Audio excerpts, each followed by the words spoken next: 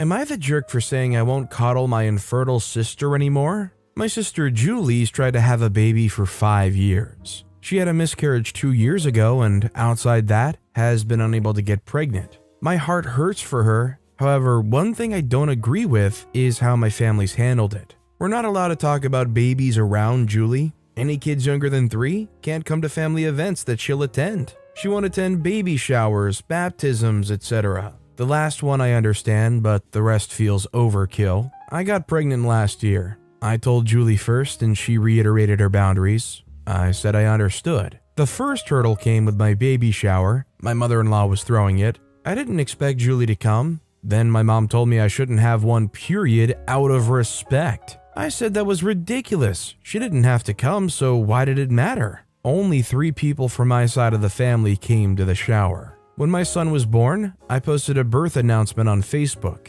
My parents lectured me for this and said it was going to hurt Julie. I said she could just block or mute me. They said I should make the effort. Julie echoed that if I cared, I would stop. I ended up blocking her just to save drama. My aunt's 70th birthday party is next week. My husband and I plan to go, bringing our son. Julie called and asked if we were going. She then asked for me to get a sitter for our son. I said no. She doesn't want to miss the party. My aunt is one of the few people who agree that Julie's boundaries aren't fair and wants my son there as she doesn't get to see him often. Julie got upset and started crying, saying that I was unfair. I finally snapped and asked what would happen when she got pregnant. Would we all be expected to shower her with the love and attention she's refused to give other people's kids? Will her baby be allowed to attend events? She said that was different. I said no, I'm not coddling her anymore. My son exists. He's family and he's coming. She can decide if she wants to or not. My parents yelled at me for being mean to Julie. They offered to pay for a sitter, but I said no.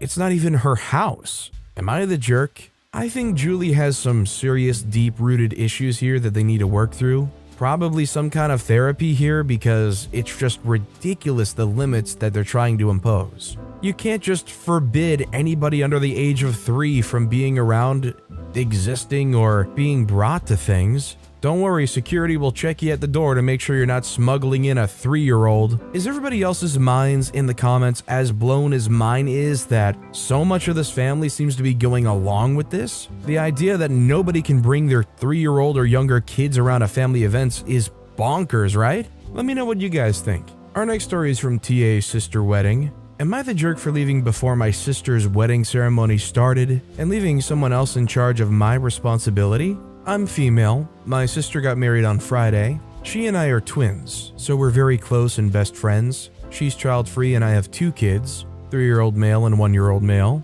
Obviously, she loves her nephews. She never mistreated them, but she's not a person who would accept being a babysitter for a day. She's never offered to help with anything, though it's her choice and I respect it. Not surprisingly, her marriage was child-free, even for the family. She asked me to be her maid of honor and I accepted. I was responsible for a few things at the ceremony and party, nothing complex, but I asked another bridesmaid for help, so she was also on top of everything. My children stayed with my in-laws while my husband and I went to the wedding. About 10 minutes before everything started, I was there for 2 hours. My in-laws called saying that my youngest hit his head while playing with my oldest and they were taking him to the hospital. I despaired. Even though they said he was conscious, my heart was not at peace, nor my husband's, so we decided to go to the hospital. I talked to the bridesmaid and explained everything I had to do. She accepted, and when it was time to talk to my sister, she had a meltdown saying that I couldn't go at the most important moment in her life, and if I was choosing him instead of her. I got really irritated and said, yes, I choose my son in the hospital. I left her with her cursing me.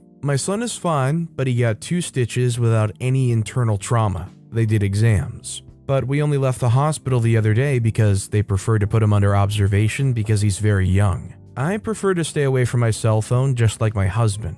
When I got home, several calls from different people, and I answered when I saw my sisters. She asked before how my son was, and when she learned that it was a minor injury, she started screaming, saying that I abandoned her at the most important moment in her life, and that she was without a family in her own marriage. No parents and grandparents. I left my responsibilities to a person who did everything wrong and caused an embarrassment, and to make matters worse, I didn't even want to show up since my husband could stay in the hospital while I would at least share this moment with her. She called me several names until my husband took the cell phone out of my hand and told her to screw off. I really could have at least gone to the party, but I wasn't going to make it knowing my baby's in the hospital. I can't help but feel bad for my sister. Am I the jerk? I mean, granted, it sucks having to bail on the wedding like that, but your kid had a medical emergency and was going to the hospital, and you're not quite sure if there is something serious that might have happened.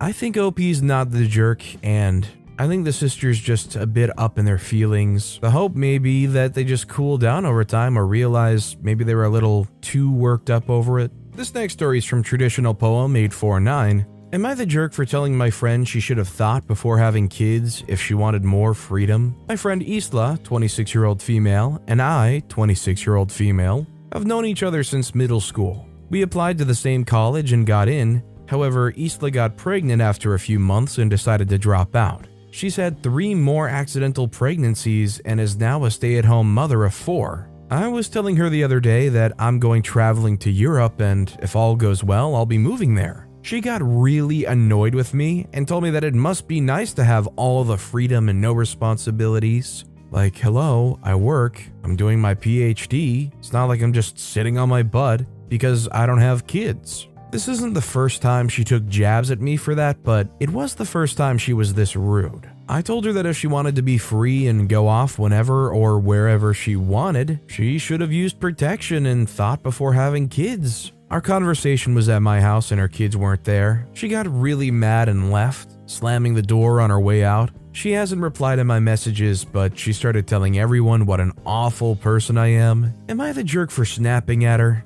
I was gonna say this might be a light both sides are jerks here, but having thought about it a little bit and considering they opened up with they've had 4 accidental pregnancies, I mean, it's just the truth, right? Like, at what point do you learn to use protection? That's not even like a slight at that point. That's just the cold, hard truth. By the way, if you're enjoying these stories, make sure to hit those like and subscribe buttons down below so you never miss any of my daily videos. That said, our next story is from AITA Baby Name. Am I the jerk for picking the same name for my baby as my brother-in-law's unborn baby? I'm 31-year-old female. My husband, 33-year-old male, and his brother, 36-year-old male, aren't super close, but we all get along well. My brother-in-law's pretty nice overall, but he does seem to be a bit jealous of my husband and just everything we have. But my husband told me that it's always been like this, so it's not really a big deal. I'm currently pregnant with a baby girl, our first baby, and we've been discussing possible names. There's one that we're pretty sure of. It's not super out there, but I think pretty unique nowadays and I really like it. The issue is, this is the name that brother-in-law and his girlfriend had picked out for their baby 3 years ago. If it was a girl, because they didn't know yet, but the baby unfortunately died. His girlfriend chose the name from her favorite ballet, and I remember she would say that if she ever had a daughter, she would name her that. We were at a family event over the weekend, and I mentioned that we had that name in mind. Brother-in-law looked kind of surprised and said that was the name they'd picked for their daughter. My husband said that we know, but we just thought it was a really nice name.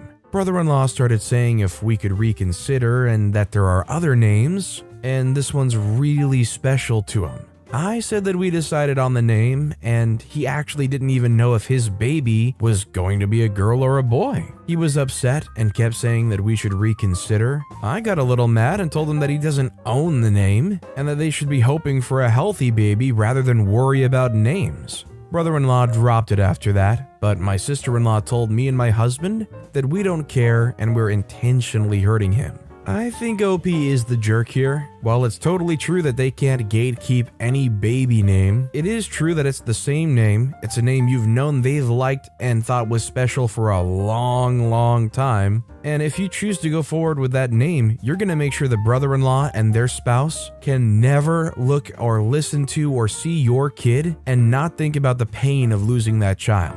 I just fail to believe that a name can be that important or that special to you that, considering the context, you can't find a possible second choice ever. Our next story is from Usalk. Am I the jerk for telling people to stop congratulating me for losing weight? I've recently lost a lot of weight. I've been fat since childhood. Growing up fat was hard. You're the brunt of jokes, mean and snide comments. Any little pain you had at the doctor's must be because of your weight. You're not allowed to complain about being too hot in the summer. Your food choices are scrutinized to death. Eat a salad, well done, it's so healthy, good on you for trying to lose weight. Eat a burger, that's why you're fat. You should try swapping the bun for lettuce. You should swap your fries for a salad. Are you sure you don't want something else? Christ on a bike, it was exhausting. I got to a point in my 20s where I decided I didn't care anymore. I was fat, and that was that. I stopped efforts for intentional weight loss and started moving my body because I enjoyed it, and it alleviated my depressive episodes. I also went vegan for Lent 3 years ago and never stopped after the 40 days. I've subsequently lost a lot of weight. I haven't weighed myself in about 5 years, but I've lost a lot of weight. I went from size 18 or 20 to 10 or 12. I'm ambivalent about the weight loss, angry about the treatment of it. People are nicer to me, like they'll greet me when they didn't before. I walk into a store and the staff comes to offer me help. My Instagram likes have never been higher. Men hit on me and point out other aspects of my personality other than being funny. Nobody seems to care what I eat anymore. They even encourage me to get dessert now.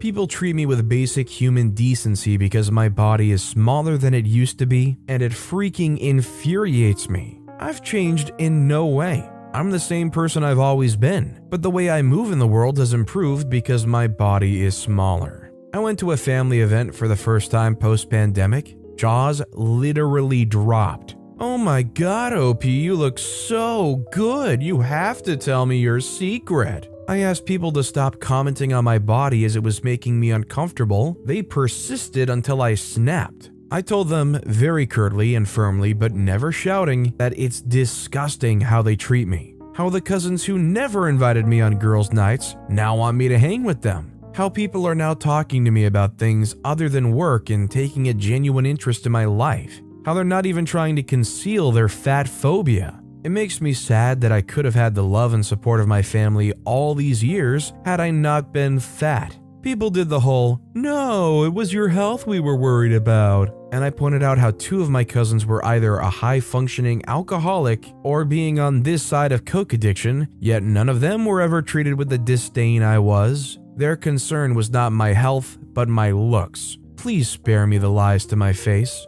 It got awkward and silent, and my family left soon after. My parents went off on me in the car about it for making this awkward. They said I should have just said thanks and not ruined the family gathering. Am I the jerk? I don't blame OP, and I've actually heard sentiments like this before in the past where people who were plus-size people for most of their lives finally shed the weight, and it's just kind of shocking how the whole world just immediately treats them differently. Let's be real here, most people who say, "Oh, I don't have anything against fat people, I'm just worried about their health," are only doing so because they perceive something that they feel is unsightly in some way. They feel compelled to speak up about something that personally I think disgusts them on some level. Our next story is from Turkish Queen. Am I the jerk for trying to upstage my sister at her wedding? Okay, so despite having some spats recently, I, 26-year-old female, was recently invited to attend my sister's, 31-year-old female, wedding. Now, I'm not part of the bridal party or anything. I honestly don't think I'd want to be, but just going as a guest. The rules my sister laid out were that it can't be white and it has to be a more formal type of dress, which I didn't mind and agreed to the rules. I had the perfect dress in mind, which was one I wore to a friend's wedding about a year ago, which I'd still held on to. For information, the dress is a floor-length, silverish dress with a leaf-like design, and not too flashy or anything, so deciding it was better than spending more euro on a new dress, I opted to wear it. So jumping to the day of the wedding, I show up in my dress with my boyfriend. Everything seems fine up until the reception afterwards, where my sister acts somewhat cold to me after I come up and congratulate her and her husband. My sister tells me that she doesn't approve of my dress and that it would be best if I left. I asked her what was wrong about it as it fit both requirements she had set for the dresses worn. She told me that it looked as if I was attempting to upstage her at her own wedding with my dress of choice. Not wanting to cause a scene, my boyfriend and I opted to not argue and leave. On the way out, my parents asked where we were going and I told them the situation. They seemed conflicted, with my mother agreeing that it looked like I was trying to be too showy at the wedding, where my father agreed with me that it wasn't too fancy of a dress, and my sister just seemed jealous. But now I'm wondering if I'm the jerk in this situation and need to apologize to my sister for it. I'm gonna say OP is the jerk here because if you're wearing a silverish dress to a wedding, I think most people can agree that's just a little too close to white. And if this is like a really nice looking silver-like dress, then yeah, I could see how it could look like you're trying to upstage the own bride. Apparently OP even posted pictures of the dress in the comments, and the general sentiment was it just looks way too close to white, and maybe even too close to a possible wedding dress. This next story is from More Furries Please. Am I the jerk for blatantly pretending my roommate doesn't exist because of her robbing prank? I, 20-year-old female, live in a very safe city, one of the safest cities in the nation. Due to this and a lack of parental regulation as a kid, I never locked my doors. I drive a Wrangler and take the top and doors off, and I've never had a problem with stealing. I've never locked the doors to my houses or apartments. This has never been an issue with my old roommates or family. It's just the way I've developed. My roommate, 19-year-old female, since moving in, has increasingly become more paranoid and anxious. I've known her for years and I've never seen her like this. She thinks there's cameras in her sink. If she gets a bug bite, she assumes she has bugs living in her bed. When she sleeps, she has paralysis where someone comes in to end her. She locks her bedroom door and front door for safety. Knowing this, I've tried to lock the door. However, I don't sometimes. It's a habit I'm trying to break. I came home a week ago and there was crap everywhere. It was like a mini tornado whirled through my apartment. I went in my room and my TV was gone, my mini boba fridge was gone, all my vintage magazines were gone, so much of my clothes vanished. It was clear through my eyes that I'd been robbed. I sat on my bed and just sat there in shock.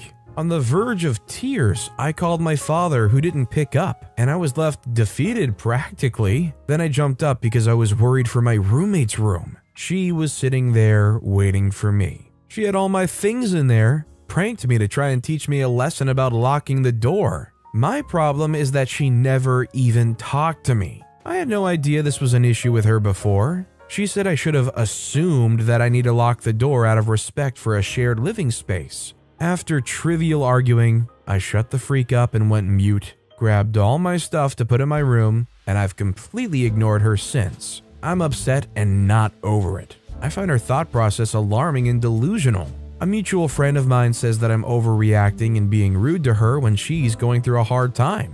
As much as I understand that she's having problems, I've received zero empathy or question of my feelings. I don't think I'm a jerk. I think everybody's out of their minds and I need some time away from the crazies. I think OP's not the jerk here. Personally, I subscribe to the belief of better safe than sorry, regardless of how safe the area does seem. I probably would still always lock my door, and especially in a situation where OP's living with other people and rooming, I think it's for the best that they finally learn to lock their door whenever possible. That said, communication is key, and with no communication on wanting that door locked, for them to just go and do this drastic exercise to me seems absolutely crazy. And honestly, I hate having to move my stuff around. Unplugging and picking up and moving a TV is just a crazy chore to me for some reason. So I would be pissed if things were lifted and moved out of my room and I've got to go and move them back in and plug them back in. The roommate could have just talked to OP.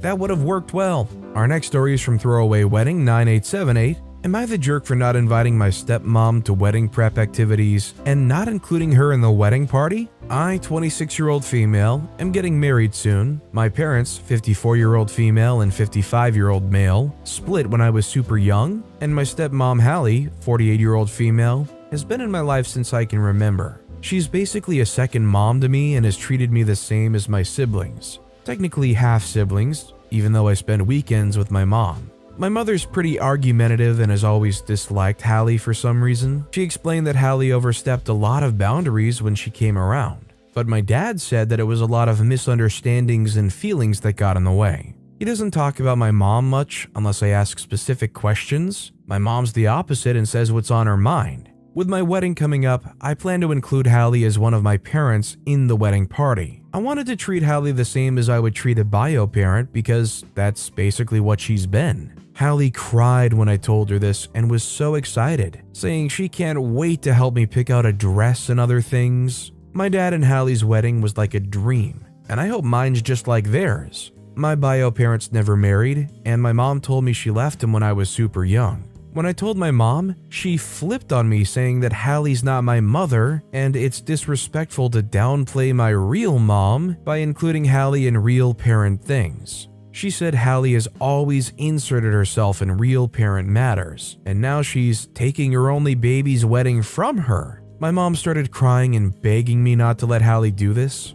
I felt bad. Hallie does have other children with my father and will have the chance to be in her other kids' weddings. My sister just got engaged not long after me, so she won't miss out. When I talked to Hallie about this, she seemed really sad but kind of played it off and said she understands and just wants me to be happy. My dad pulled me aside and said it's my wedding day, but it would be really messed up to kick Hallie out of the wedding when she's been a mother to me since I was a baby, which she has. I don't know what to do. My mom's hurting, but so is Hallie. Wedding dress shopping is coming up this weekend, and I want Hallie to be there, but my mom said she won't come if I invite her because she can't be around Hallie and watch her steal this moment. My fiance says he thinks my mom is being petty as usual, but his parents are together, and he's never had to deal with this dynamic. So am I the jerk?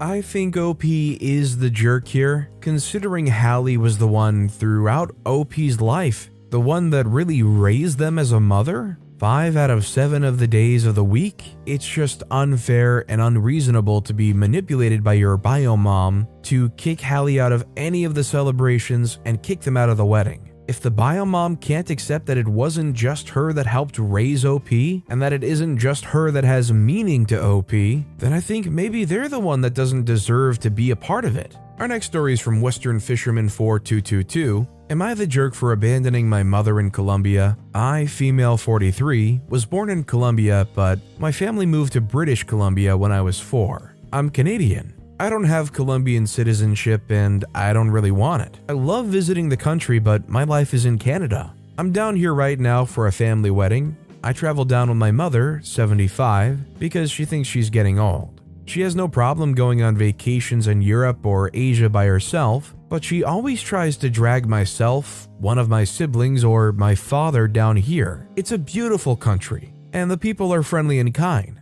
but she always tries to make us stay with family, which would be fine as many of our relatives have large homes and apartments with spare or guest rooms. But she never picks those. She always wants to stay with the girl who just had her 6th baby and is only 25. That's an exaggeration, but not by much. Or with her uncle who literally lives in a house with dirt floors. Once again, nothing wrong with that, but I don't really enjoy that experience. So this time around, I got myself an Airbnb and a really nice part of the city without telling her. When we arrived, one of my cousins on my dad's side picked us up and gave us a ride there. It's spacious and lovely. We unloaded all of her luggage at the apartment, and we spent the day strolling, shopping, and stopping for food whenever we felt like it. No pressure from anyone. When we got back to the apartment, she started giving me crap for making her stay so far away from her family. I told her no one's forcing her to stay with me, and she's welcome to call someone to take her wherever she'd arranged to stay.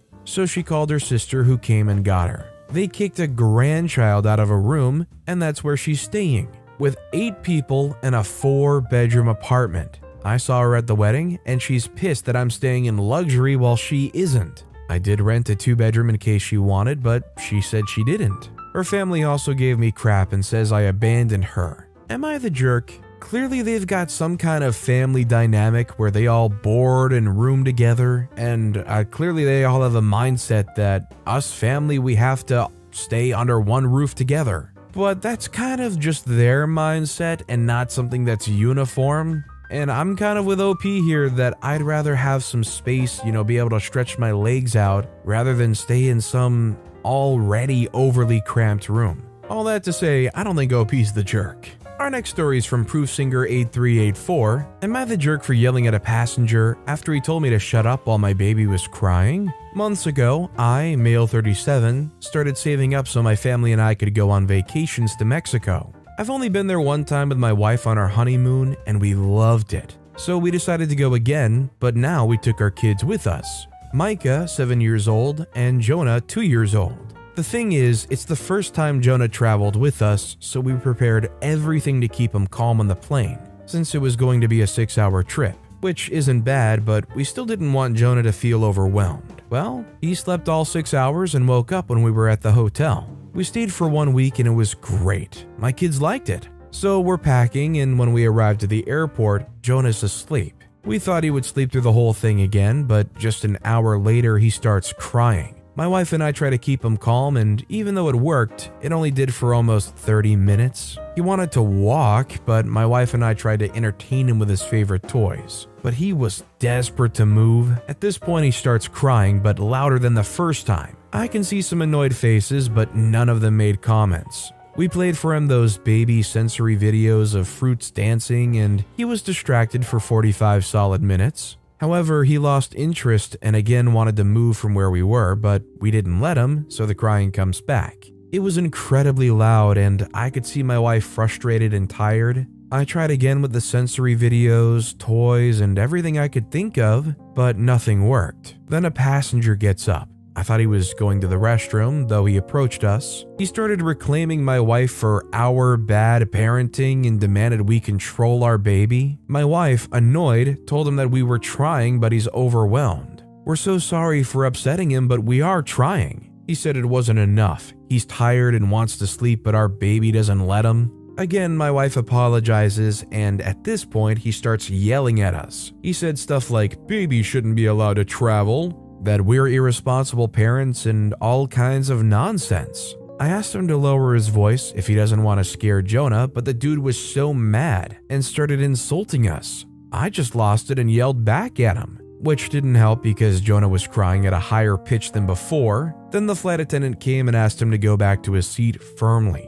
He leaves us alone, but I can see a lot of people looking terribly at us. I try to ignore them and focus on my kid. After a couple of minutes, he falls asleep and stayed like that. When we came back home, my wife called me a jerk for arguing with the passenger, that I just scared our kid and made things worse. I mean, I generally believe that escalation in an argument isn't going to solve anything, but in that situation, I don't think OP's the jerk. If you're flying, you just kind of expect that there's going to be some kind of crying baby. It sucks, but it is what it is. All I know is they could have walked the kid up and down the aisle a bit. And our final story of the day is from Own Entrepreneur 3640. Am I the jerk for telling my grandma not to touch my wedding dress? I, 23-year-old female, am getting married and just picked up my wedding dress. It's not going to be in alterations until closer to the wedding. Until then, I asked my grandma if I can keep it at her house so my fiance doesn't accidentally see it. She said yes.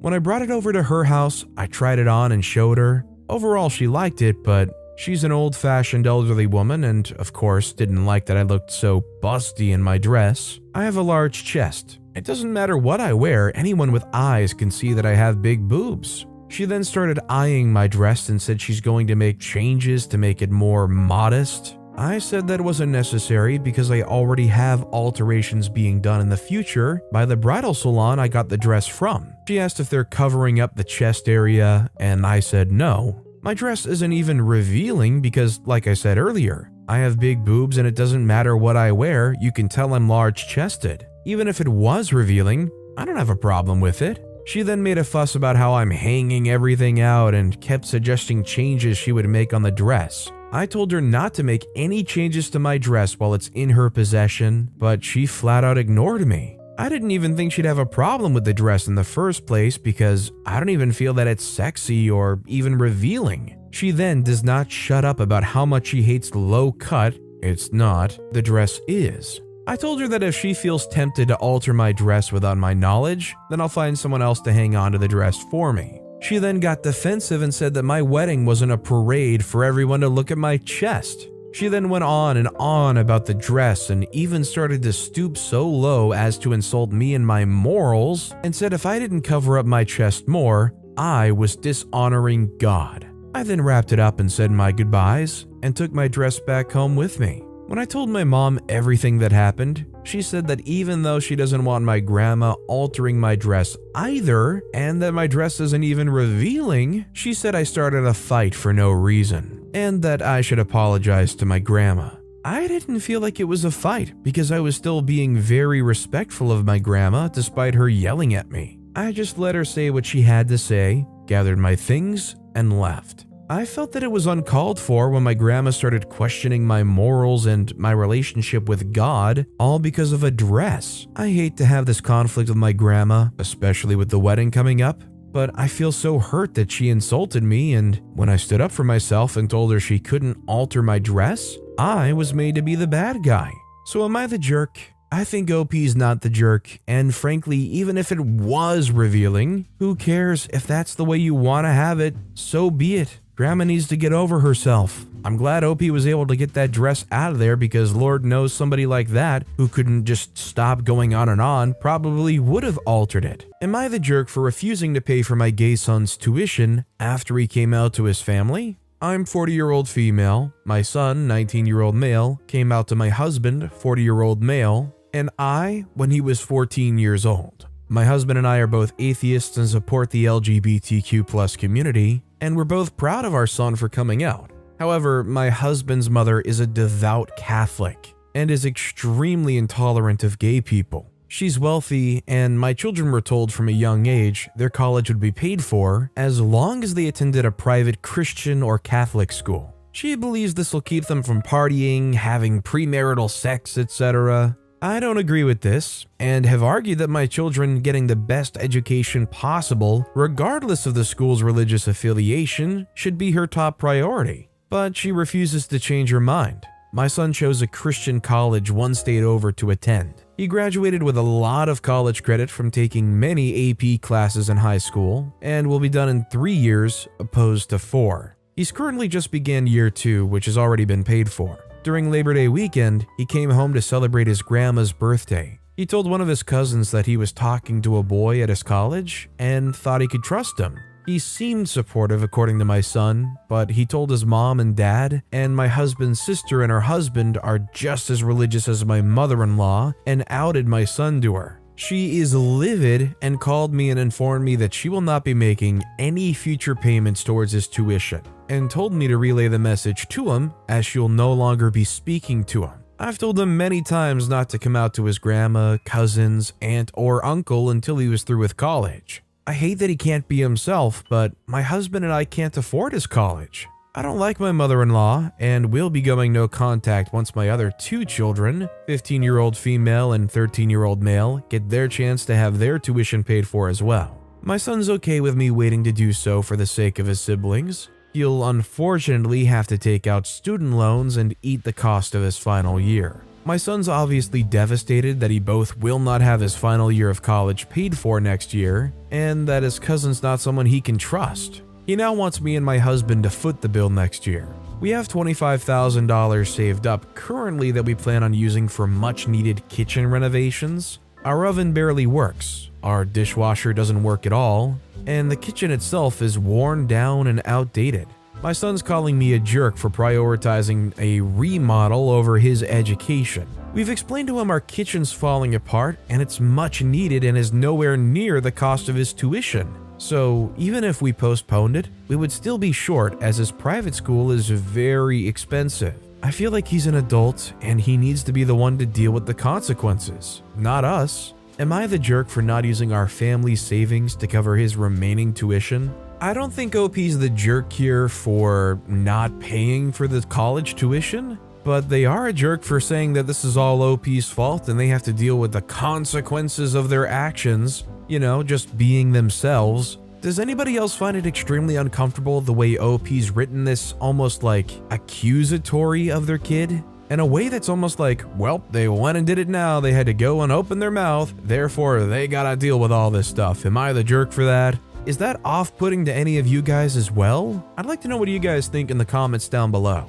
Our next story is from Agreeable Effect 7090. Am I the jerk for telling my niece her dog is not comparable to my child? I lost my 15-year-old daughter in a car accident last year. I've not been able to clean her room or go in it, so it's the same as it was when she was alive. My husband doesn't go in there either, and we keep the door closed. I don't go anywhere except work anymore, and while I'm in therapy, it isn't helping very much. My niece is 17 and has always been extremely empathetic to animals, but unempathetic to other people. Her dog passed away 2 years ago, and she was very torn up for months, but has completely moved on now. Last week, she came to stay with us for the night, and my husband made her a bed on the couch. She asked why she couldn't sleep in the guest room, and I told her, confused, we don't have one. We live in a 2-bedroom house. Niece said that she thought our daughter's room was the guest room now. I explained that we haven't been able to change anything yet, and she rolled her eyes and said it was a year ago and we need to move on. When I started crying, she tried to apologize and, I think in an attempt to relate, said she had taken the loss of her dog very hard but got over it within a year. And I screamed that my child wasn't a dog. My husband came in to moderate and ended up telling my niece to go home, called an Uber for her. I haven't spoken to her since, but my sister reached out and said I was being unreasonable and had made niece feel like a monster. I didn't mean to upset my niece, but I felt that she was completely out of line. Am I the jerk? I don't think OP's the jerk here, and the thing to keep in mind is OP's still grieving pretty heavily. This wasn't about trying to make anybody out to be some kind of monster. OP wasn't trying to do like any name calling or anything, it was just a flare-up and a moment of grief. My condolences to OP, and I wish them the best going forward. Our next story is from Purple Band 7937. Am I the jerk for getting my neighbor's car towed? I, female 30, recently inherited a terraced house off my late child-free aunt. With the housing market being what it is, I've decided to move into the house permanently for the foreseeable future. It's a lovely house in a nice area, so, why not? It has a driveway, which is pretty neat, but there's one problem. One of the neighbors, female 35, keeps parking in the driveway. I talked to her politely about it, and she explained that my aunt used to let her park in the driveway because my aunt didn't have a car, whereas she and her husband have a car each, and their driveway can only fit one car. I don't drive either, but the reason I don't want her parking there is that I'm disabled and use crutches to get around. When the neighbor parks in the driveway, the space around her car is quite narrow, which makes it very difficult for me to get to my own front door and puts me at risk of injury. I tried to explain this to the neighbor and asked her if she could please find somewhere else to park her car. She seemed to understand but didn't promise anything. Well, she kept parking in the driveway. I talked to her again and she said she can't park elsewhere because it would be too far to walk to their house, and said she has 3 young children who frequently travel in her car. I got kind of annoyed because I felt like she just didn't want to change her habits, but I'm a bit shy and not good at confrontation, and just told her I hope she can figure something out that doesn't involve parking in my driveway. Well, a few days ago when I was coming home from work, she had parked her car in my driveway again. This time her car was parked really forward and super close to my front door, making it pretty much impossible for me to get into my own house. Even an able-bodied person wouldn't be able to get in. There was no space to even open the front door. It opens outwards. Here's what probably makes me a jerk. I was really angry and tired of the situation, so without trying to talk to the neighbor again, I called the police on a non-emergency number, explained the situation, and they showed up and towed my neighbor's car. Obviously, she was pissed as freak when she found out and showed up at my door the next day. She said I'm inconsiderate and should learn how to compromise, and that if I'd asked her to, she would have moved her car. I don't believe her, considering you told her to her face that you didn't want her parking in your driveway, and then a few days later they go and park right in your driveway. I agree with OP that I don't think they would have actually moved the car, and it shouldn't be a burden on OP, somebody who already struggles enough getting around, to go on all the way over to the neighbor's house to ask them to move their car out of their driveway. Basically, I think OP's not the jerk. Our next story is from Throw7. Am I the jerk for giving my son's ex a reality check? I don't really know the full details, but my son broke up with his girlfriend for college due to the distance. He didn't really show any emotions, but it was clear that he was a bit sad. I mean, I get it. They were together for 2 years and she was a sweet girl. I was also aware that they had planned on staying friends. Well, it's been a while since he left and it's been pretty hard. He's been having loads of fun though, so I'm glad. Anyways, yesterday his ex-girlfriend knocked at our door. I let her in and, well, she just started bawling. Obviously, I comforted her and asked her if everything was okay, and she told me that she thinks my son has found a new girl. I already knew because when my husband and I called him the day before, his dad made a joke about girls and the way he acted seemed like there was someone. I didn't know exactly what to say, so I just said I was sorry, but she kept crying and told me how she didn't think he'd move on that fast and how he doesn't really talk to her anymore. She then showed me a picture of my son with the girl he apparently likes. My husband was really uncomfortable and my other son also had some friends over, so the situation was really weird. And again, what do I say to that? I took her outside and told her that I'm sorry, but maybe she should talk to her own mother or friends about this. She got really wide-eyed and said, "You don't think what he's doing is wrong?" I just sighed and said, "Listen, stuff happens, but life goes on. I got over it. You will and should as well." I thought I did pretty well considering the circumstances, but she began to cry even louder. She called me terrible and said she expected me to be more understanding since I've known her as my son's girlfriend for 2 years. If I can throw her away like this, then it's no wonder my son can as well. She called me a mean person before getting in her car and driving away. I really didn't expect the reaction, so I'm a bit surprised. I mean, I suppose I could have been more understanding, but I didn't want to give her false hope. My husband doesn't really care, he's just happy she left. But my sister thinks I'm stupid because the girl didn't come over to get a reality check, she just wanted some support. I didn't even mean for my words to come off as a reality check, but maybe I did come across as mean. Am I the jerk? So I think OP's not the jerk here, and honestly, she probably did need a little bit of a reality check. I mean, whether or not you dated for that long, if you broke it off, I mean, let's be real, the whole we'll just be friends thing is a nice idea, but it almost never works out.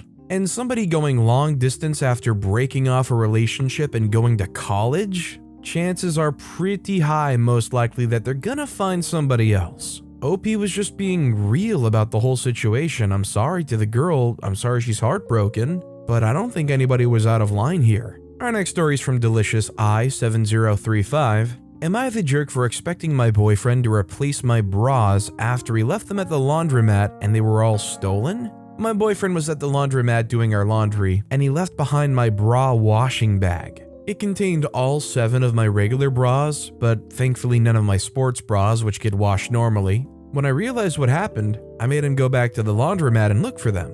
They were gone, and the shop owner said there was probably no way to get them back. I wear a 32K bra. That's not exactly a bra size that you can just walk in a Target and find.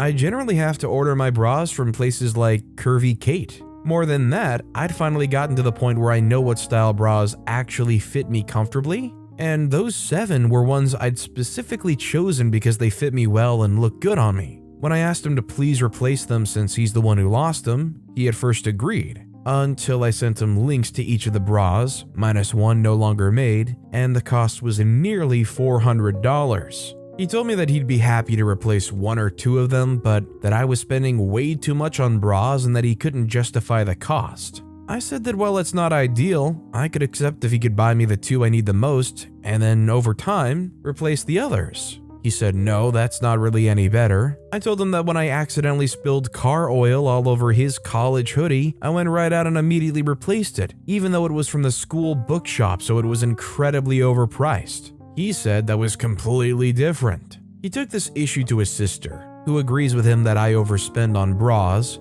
and should try harder to find something that fits at the mall. Am I the jerk for this? Should I really accept this? I think OP's not the jerk here because everybody's like, oh, you're just overspending. But OP clarified, they're not a size that you're just going to find at the mall. You're not going to just stroll into whatever generic clothing store and find a size that fits and looks good on OP. The boyfriend was lackadaisical and lost extremely important and valuable things. For them to turn around and go, sorry I lost them, but they're too expensive, so I don't think I should have to replace them. That makes them the jerk and OP's not the jerk. This next story is from Joey Schmoes. Am I the jerk for towing all of my neighbors' guests? I like most of my neighbors, but not the ones next door. They have a 4-car driveway and a 2-car garage, but always have their guests park in my yard for some reason. We live in a semi-rural, semi-suburban neighborhood. There is no street parking. If you want to park on the street, you have to be about 75% in someone's yard. Last week, they had contractors over who drove through my yard to access their backyard,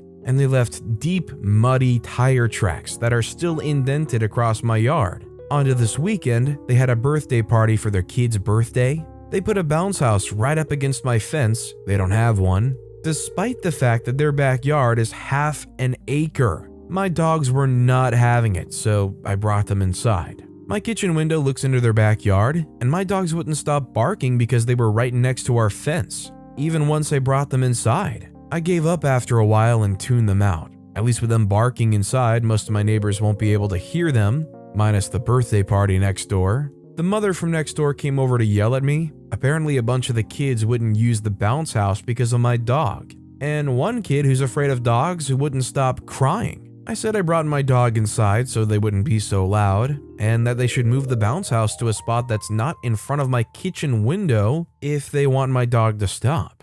They had half an acre to choose from, covered by fence, and they chose to put it in the worst spot possible. She pretty much demanded I put my dog in a cage or lock her in a room where she can't see them. I told her to freak off and get her guests out of my yard. She called me a witch and said she'd call the police for my dog being a public nuisance if I don't control her, and said that they'd move their cars when the party was over. I just closed the door and called a tow company, and they'd towed 3 cars before anyone noticed. They came back for the last 2 and they got moved before they could take them. I told my friends about what happened, and they're split. In our area, it's pretty common courtesy not to park on private property without asking the owner. Some think I should have stormed into their backyard and told everyone to move or get towed, but I don't want to go onto their property. They're the only ones who seem to think it's okay. Whenever I throw parties or have family over, I always park people in my driveway or yard. Am I the jerk for having my neighbor's guests towed? I think OP's not the jerk here because it's no secret that the neighbors are the ones being really imposing. They had 5 cars on OP's property. I don't know about the public nuisance laws with the dog, but I also am kind of on OP's side here, where if they had a huge backyard and they put the one thing in the one spot where the dog is going to go crazy, is it really the dog's fault? Is it OP's fault? These neighbors just suck.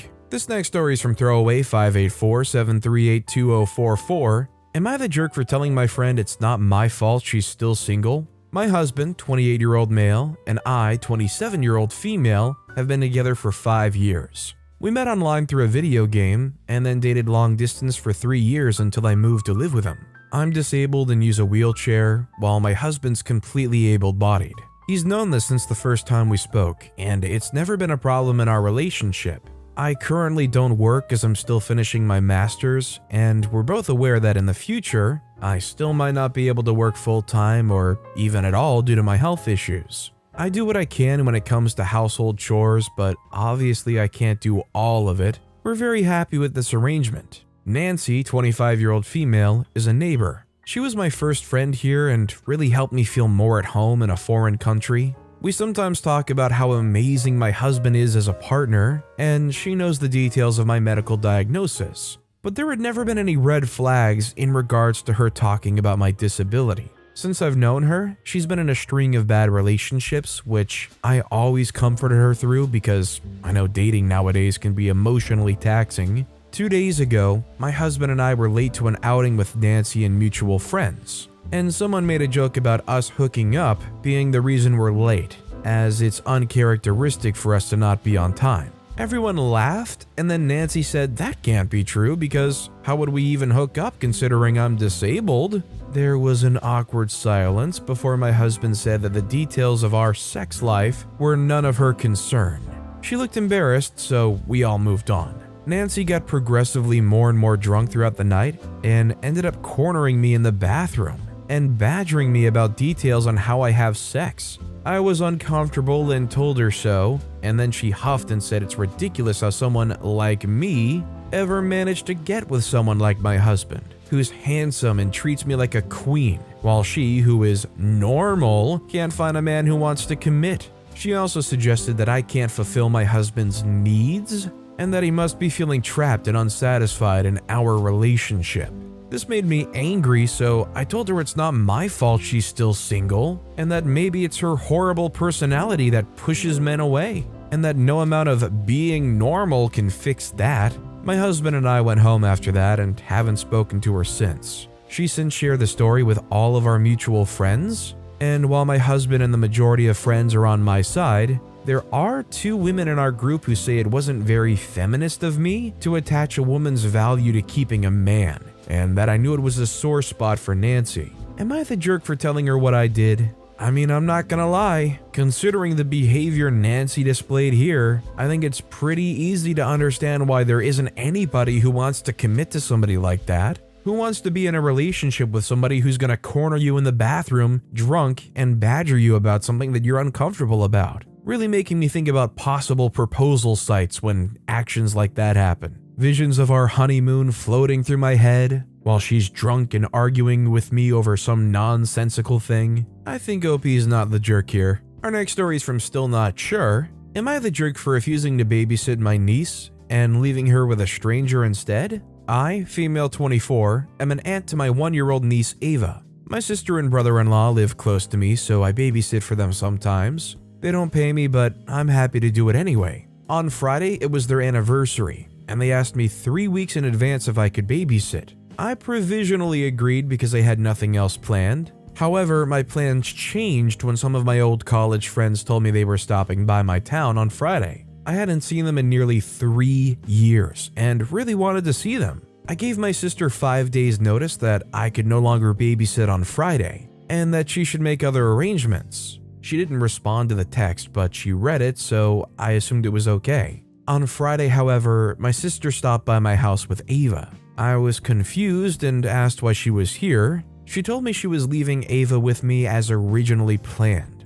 I said again that I was busy. She replied that family is more important than my silly college friends, and I should step up to my responsibility as an aunt. Before I could protest, she bolted back to the car where brother-in-law was and they drove off, leaving Ava with me. I tried to call her after she left, but she had her phone off and none of my calls went through. I didn't know what to do. I couldn't leave Ava alone, but I also didn't want to cancel my plans. There's no other family members who live near me. However, I do have a friend Jade who lives near. She's good with kids and does babysitting as a side hustle. I called her and explained the situation, even offering to pay her to look after Ava. But she was understanding and said she'd do it for free. I thanked her profusely and dropped Ava off. I texted my sister to say I'd left Ava with Jade and to collect her from her house. It's relevant to the story that neither sister nor Ava know Jade personally. My sister didn't respond immediately, but after 2 hours, she started spamming my phone. I turned my phone off as I was already out by that point anyway. They picked up Ava later that evening, and she was perfectly happy.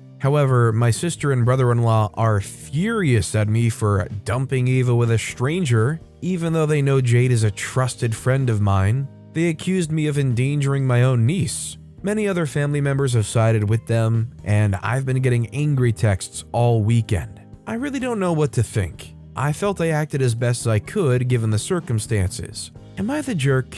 I think OP's not the jerk here, and I think considering the reaction from them, OP should turn around and say something like, "Okay, well, the next time you just dump your kid on me like that, I'll just call the authorities and have them deal with it." OP did the best they could, and I don't think they're the jerk. This next story is from Got50977. Am I the jerk for taking my newborn son and going to my mom's house because my husband's mom didn't save me any food for dinner? I, female 32, gave birth to my son 5 weeks ago. My husband's mom has been camping in the living room ever since and inviting people over, making a mess in the house, etc. I said nothing because if I opened my mouth, my husband would start scolding me, saying his mom is there to help and I should be grateful. What I did was ignore her and focus on my son. I handle feeding, diaper change, cleaning, wiping. I only get a few hours sleep, so my husband's mom isn't really helping with the baby. But I thought to myself, well, at least she cooks for us. Last night, I was in the bedroom breastfeeding my son. I knew I was late for dinner, but I thought that my husband and his mom saved a plate for me. Once I got done with my son, I walked out the room and saw my husband and his mom sitting watching TV. I asked about dinner, and my husband said it was probably on the stove. As I was walking towards the kitchen, his mom loudly said that she didn't save me any food. I was absolutely shocked. I asked her why, and she simply said, "Well, we didn't see you at the dinner table, so I thought you weren't hungry." I lost it and yelled that I was feeding my son. Of course I was hungry. I was actually starving. She shrugged her shoulders and said it wasn't her fault I didn't show up for dinner, but she knew darn well that I was with my son and hadn't eaten a thing in hours. My husband asked me not to raise my voice at his mom, but I told him that he saw what happened and didn't think about me being hungry and needing food. He lashed out saying what the freak I wanted him to do, and I said, "I don't know, maybe save some food for me?" She defended him, saying it was selfish of me to basically berate him for eating his dinner after working for long hours at the department. An argument ensued and I went inside the bedroom, packed a small bag for me and my son, called my brother to come take me to my mom's house, and my husband blew up at me as I was making my way out. We argued at the door, and he told me that what I was doing was uncalled for and childish. I told him I couldn't take his mom anymore. He said I should be ashamed of myself for talking about her like that after she literally put her life on pause so she could help me out. My brother came and I got into the car and left. He picked some food for me on the way and I ate like a hungry bear. My husband never stopped calling though. In his last text, he called me nuts and demanded I return today, but I said that I miss my mom, that I like it here in her clean home with her healthy food, and would like to stay for a while. He's lost it and got his family involved, accusing me of keeping his son away from him and punishing him over food. I'm just left reading this story and thinking to myself, how ungrateful of a husband and a father can this guy be? Either one of them has the chance to say, "Oh, I'm sorry, we should have left some food for you. Let's make something." That's all you gotta do to save the day. But they double and triple down and they team up together, and the mom's clearly mooching. She's putting her life on pause to mooch off of OP. Honestly, this whole situation just upsets me the way they treat OP. OP's definitely not the jerk here. And our final story of the day is from Unknown Unwanted. Am I the jerk for turning off my alarm in the morning, resulting in my roommate missing her first class? So this just happened about an hour ago, and I need some confirmation that I'm not in the wrong here. I'm on mobile, so apologies in advance for formatting. I'm 21-year-old female, my roommate 20-year-old female, and I are living in the same college dorm together. While we don't share a room, our rooms are adjacent to one another and the walls are pretty thin, so we can hear each other pretty easily through them. My first class on Mondays is normally at 9 in the morning, but today I woke up a little bit before my alarm, around 7:45, and checked my email to see that it was canceled because the professor is sick. Since my next class wouldn't be until 12 o'clock, I turned off my alarm and fell back asleep. Around 9:30, I woke up to the sound of my roommate rushing around and being pretty noisy. I knew she had a class at 9 o'clock too, so I was curious as to why she was still here. I got up out of bed and walked out into the hallway between our rooms and saw that she was frantically running around trying to get ready. As soon as she saw me, she got this scowl on her face and angrily asked me why my alarm didn't go off. I told her my first class got canceled and that I wanted to sleep in a little. Then she tells me that, thanks to me, she's super late for her first class. Apparently, she relies on my alarm going off in the morning rather than setting one herself. I had no idea that was the case and still don't really understand why she doesn't have her own alarm set. I tried to apologize, but she was too preoccupied and seemed to be ignoring me. After a few minutes, she was out the door, and since then I've been sitting in bed wondering if I'm really the jerk here or if she's only got herself to blame. So I can imagine in a situation like this, it's a little annoying to have to deal with alarms through those paper-thin walls, and maybe it is easy enough to kind of hitch a ride on your roommate's alarm, but I don't think anybody's going to necessarily agree with you if you're late for class and your excuse is Well, I usually get up to my roommate's alarm, and my roommate's alarm didn't go off today. This isn't some shared agreement. Wouldn't you guys agree that in this situation, the only person to blame is themselves? Also, not gonna lie, if I was in OP situation, I'd be wanting to confront my roommate about this kind of behavior, because God forbid, I don't want to feel like I'm the one responsible for making sure we both get up. By the time you get in college, you're probably already adjusting to trying to just be a self-starter for yourself enough, let alone carrying your roommate through your paper-thin wall. Am I the jerk for saying I won't coddle my infertile sister anymore? My sister Julie's tried to have a baby for 5 years. She had a miscarriage 2 years ago, and outside that, has been unable to get pregnant. My heart hurts for her. However, one thing I don't agree with is how my family's handled it. We're not allowed to talk about babies around Julie. Any kids younger than 3 can't come to family events that she'll attend. She won't attend baby showers, baptisms, etc. The last one I understand, but the rest feels overkill. I got pregnant last year. I told Julie first and she reiterated her boundaries. I said I understood. The first hurdle came with my baby shower. My mother-in-law was throwing it. I didn't expect Julie to come. Then my mom told me I shouldn't have one period out of respect. I said that was ridiculous. She didn't have to come, so why did it matter? Only 3 people from my side of the family came to the shower. When my son was born, I posted a birth announcement on Facebook.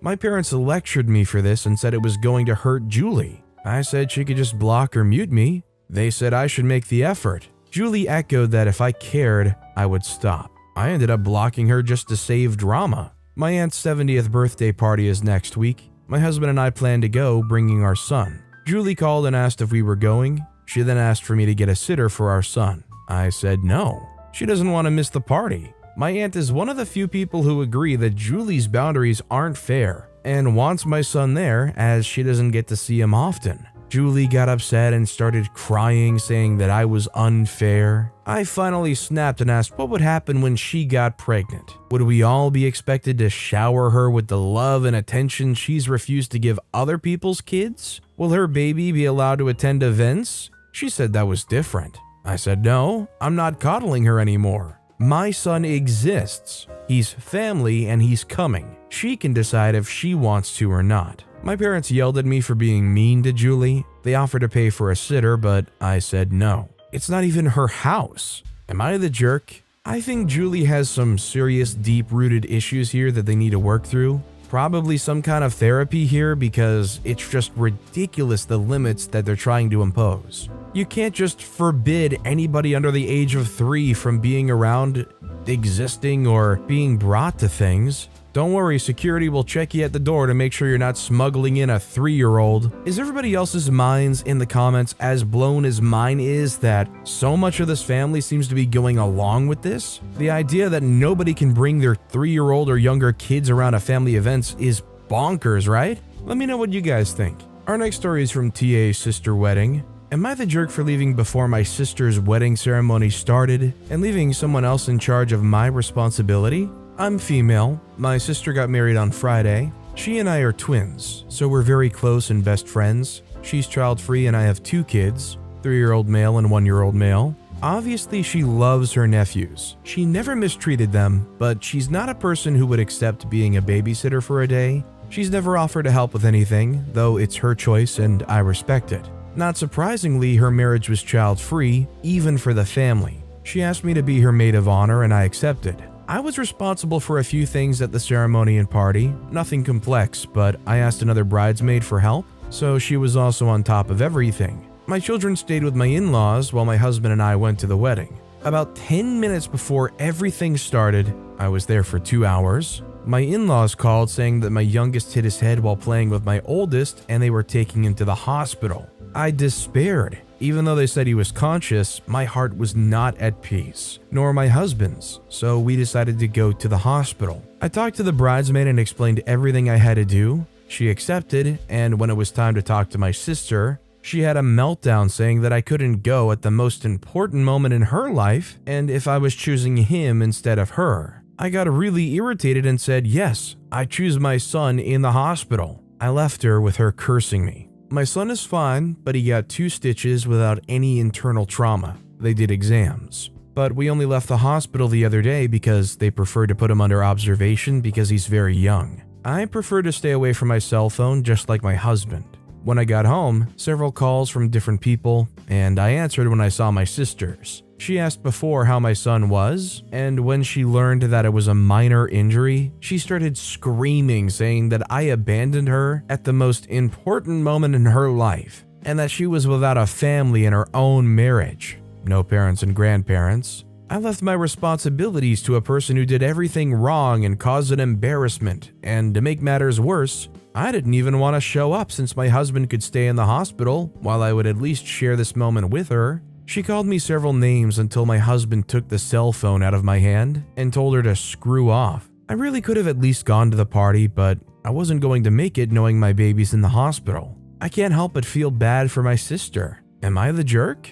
I mean, granted, it sucks having to bail on the wedding like that, but your kid had a medical emergency and was going to the hospital, and you're not quite sure if there is something serious that might have happened. I think OP's not the jerk, and I think the sister's just a bit up in their feelings. The hope may be that they just cool down over time or realize maybe they were a little too worked up over it. This next story is from Traditional Poem 849. Am I the jerk for telling my friend she should have thought before having kids if she wanted more freedom? My friend Isla, 26-year-old female, and I, 26-year-old female, have known each other since middle school. We applied to the same college and got in. However, Isla got pregnant after a few months and decided to drop out. She's had 3 more accidental pregnancies and is now a stay-at-home mother of 4. I was telling her the other day that I'm going traveling to Europe and if all goes well, I'll be moving there. She got really annoyed with me and told me that it must be nice to have all the freedom and no responsibilities.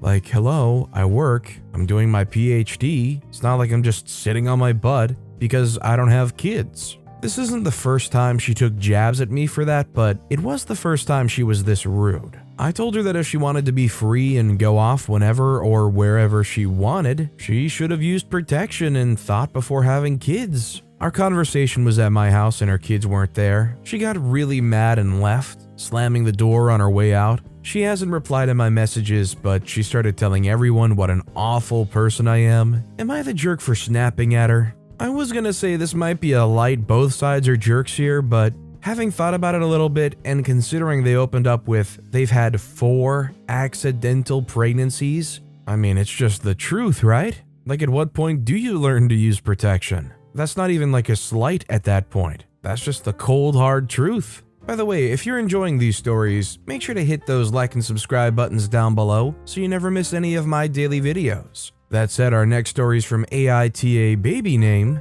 Am I the jerk for picking the same name for my baby as my brother-in-law's unborn baby? I'm 31-year-old female. My husband, 33-year-old male, and his brother, 36-year-old male, aren't super close, but we all get along well. My brother-in-law's pretty nice overall, but he does seem to be a bit jealous of my husband and just everything we have. But my husband told me that it's always been like this, so it's not really a big deal. I'm currently pregnant with a baby girl, our first baby, and we've been discussing possible names. There's one that we're pretty sure of. It's not super out there, but I think pretty unique nowadays and I really like it. The issue is, this is the name that brother-in-law and his girlfriend had picked out for their baby 3 years ago. If it was a girl, because they didn't know yet, but the baby unfortunately died. His girlfriend chose the name from her favorite ballet, and I remember she would say that if she ever had a daughter, she would name her that. We were at a family event over the weekend, and I mentioned that we had that name in mind. Brother-in-law looked kind of surprised and said that was the name they'd picked for their daughter. My husband said that we know, but we just thought it was a really nice name. Brother-in-law started saying if we could reconsider and that there are other names, and this one's really special to him. I said that we decided on the name, and he actually didn't even know if his baby was going to be a girl or a boy. He was upset and kept saying that we should reconsider. I got a little mad and told him that he doesn't own the name, and that they should be hoping for a healthy baby rather than worry about names. Brother-in-law dropped it after that, but my sister-in-law told me and my husband that we don't care and we're intentionally hurting him. I think OP is the jerk here. While it's totally true that they can't gatekeep any baby name, it is true that it's the same name. It's a name you've known they've liked and thought was special for a long time. And if you choose to go forward with that name, you're gonna make sure the brother-in-law and their spouse can never look or listen to or see your kid and not think about the pain of losing that child. I just fail to believe that a name can be that important or that special to you that, considering the context, you can't find a possible second choice ever. Our next story is from Usalk. Am I the jerk for telling people to stop congratulating me for losing weight? I've recently lost a lot of weight. I've been fat since childhood. Growing up fat was hard. You're the brunt of jokes, mean and snide comments. Any little pain you had at the doctors must be because of your weight. You're not allowed to complain about being too hot in the summer. Your food choices are scrutinized to death. Eat a salad, well done, it's so healthy, good on you for trying to lose weight. Eat a burger, that's why you're fat. You should try swapping the bun for lettuce. You should swap your fries for a salad. Are you sure you don't want something else? Christ on a bike, it was exhausting. I got to a point in my 20s where I decided I didn't care anymore. I was fat, and that was that. I stopped efforts for intentional weight loss and started moving my body because I enjoyed it, and it alleviated my depressive episodes. I also went vegan for Lent 3 years ago and never stopped after the 40 days. I've subsequently lost a lot of weight. I haven't weighed myself in about 5 years, but I've lost a lot of weight. I went from size 18 or 20 to 10 or 12. I'm ambivalent about the weight loss, angry about the treatment of it. People are nicer to me, like they'll greet me when they didn't before. I walk into a store and the staff comes to offer me help. My Instagram likes have never been higher. Men hit on me and point out other aspects of my personality other than being funny. Nobody seems to care what I eat anymore. They even encourage me to get dessert now. People treat me with basic human decency because my body is smaller than it used to be, and it freaking infuriates me. I've changed in no way. I'm the same person I've always been, but the way I move in the world has improved because my body is smaller. I went to a family event for the first time post-pandemic. Jaws literally dropped. Oh my god, OP, you look so good. You have to tell me your secret. I asked people to stop commenting on my body as it was making me uncomfortable. They persisted until I snapped. I told them very curtly and firmly, but never shouting, that it's disgusting how they treat me. How the cousins who never invited me on girls' nights now want me to hang with them. How people are now talking to me about things other than work and taking a genuine interest in my life. How they're not even trying to conceal their fat phobia. It makes me sad that I could have had the love and support of my family all these years had I not been fat. People did the whole, "No, it was your health we were worried about." And I pointed out how 2 of my cousins were either a high-functioning alcoholic or being on this side of coke addiction, yet none of them were ever treated with the disdain I was. Their concern was not my health, but my looks. Please spare me the lies to my face. It got awkward and silent, and my family left soon after. My parents went off on me in the car about it for making this awkward. They said I should have just said thanks and not ruined the family gathering. Am I the jerk? I don't blame OP, and I've actually heard sentiments like this before in the past where people who were plus-size people for most of their lives finally shed the weight. And it's just kind of shocking how the whole world just immediately treats them differently. Let's be real here, most people who say, "Oh, I don't have anything against fat people, I'm just worried about their health," are only doing so because they perceive something that they feel is unsightly in some way. They feel compelled to speak up about something that personally, I think, disgusts them on some level. Our next story is from Turkish Queen. Am I the jerk for trying to upstage my sister at her wedding? Okay, so despite having some spats recently, I, 26-year-old female, was recently invited to attend my sister's, 31-year-old female, wedding. Now, I'm not part of the bridal party or anything. I honestly don't think I'd want to be, but just going as a guest. The rules my sister laid out were that it can't be white and it has to be a more formal type of dress, which I didn't mind and agreed to the rules. I had the perfect dress in mind, which was one I wore to a friend's wedding about a year ago, which I'd still held on to. For information, the dress is a floor-length, silverish dress with a leaf-like design, and not too flashy or anything. so deciding it was better than spending more euro on a new dress, I opted to wear it. So jumping to the day of the wedding, I show up in my dress with my boyfriend.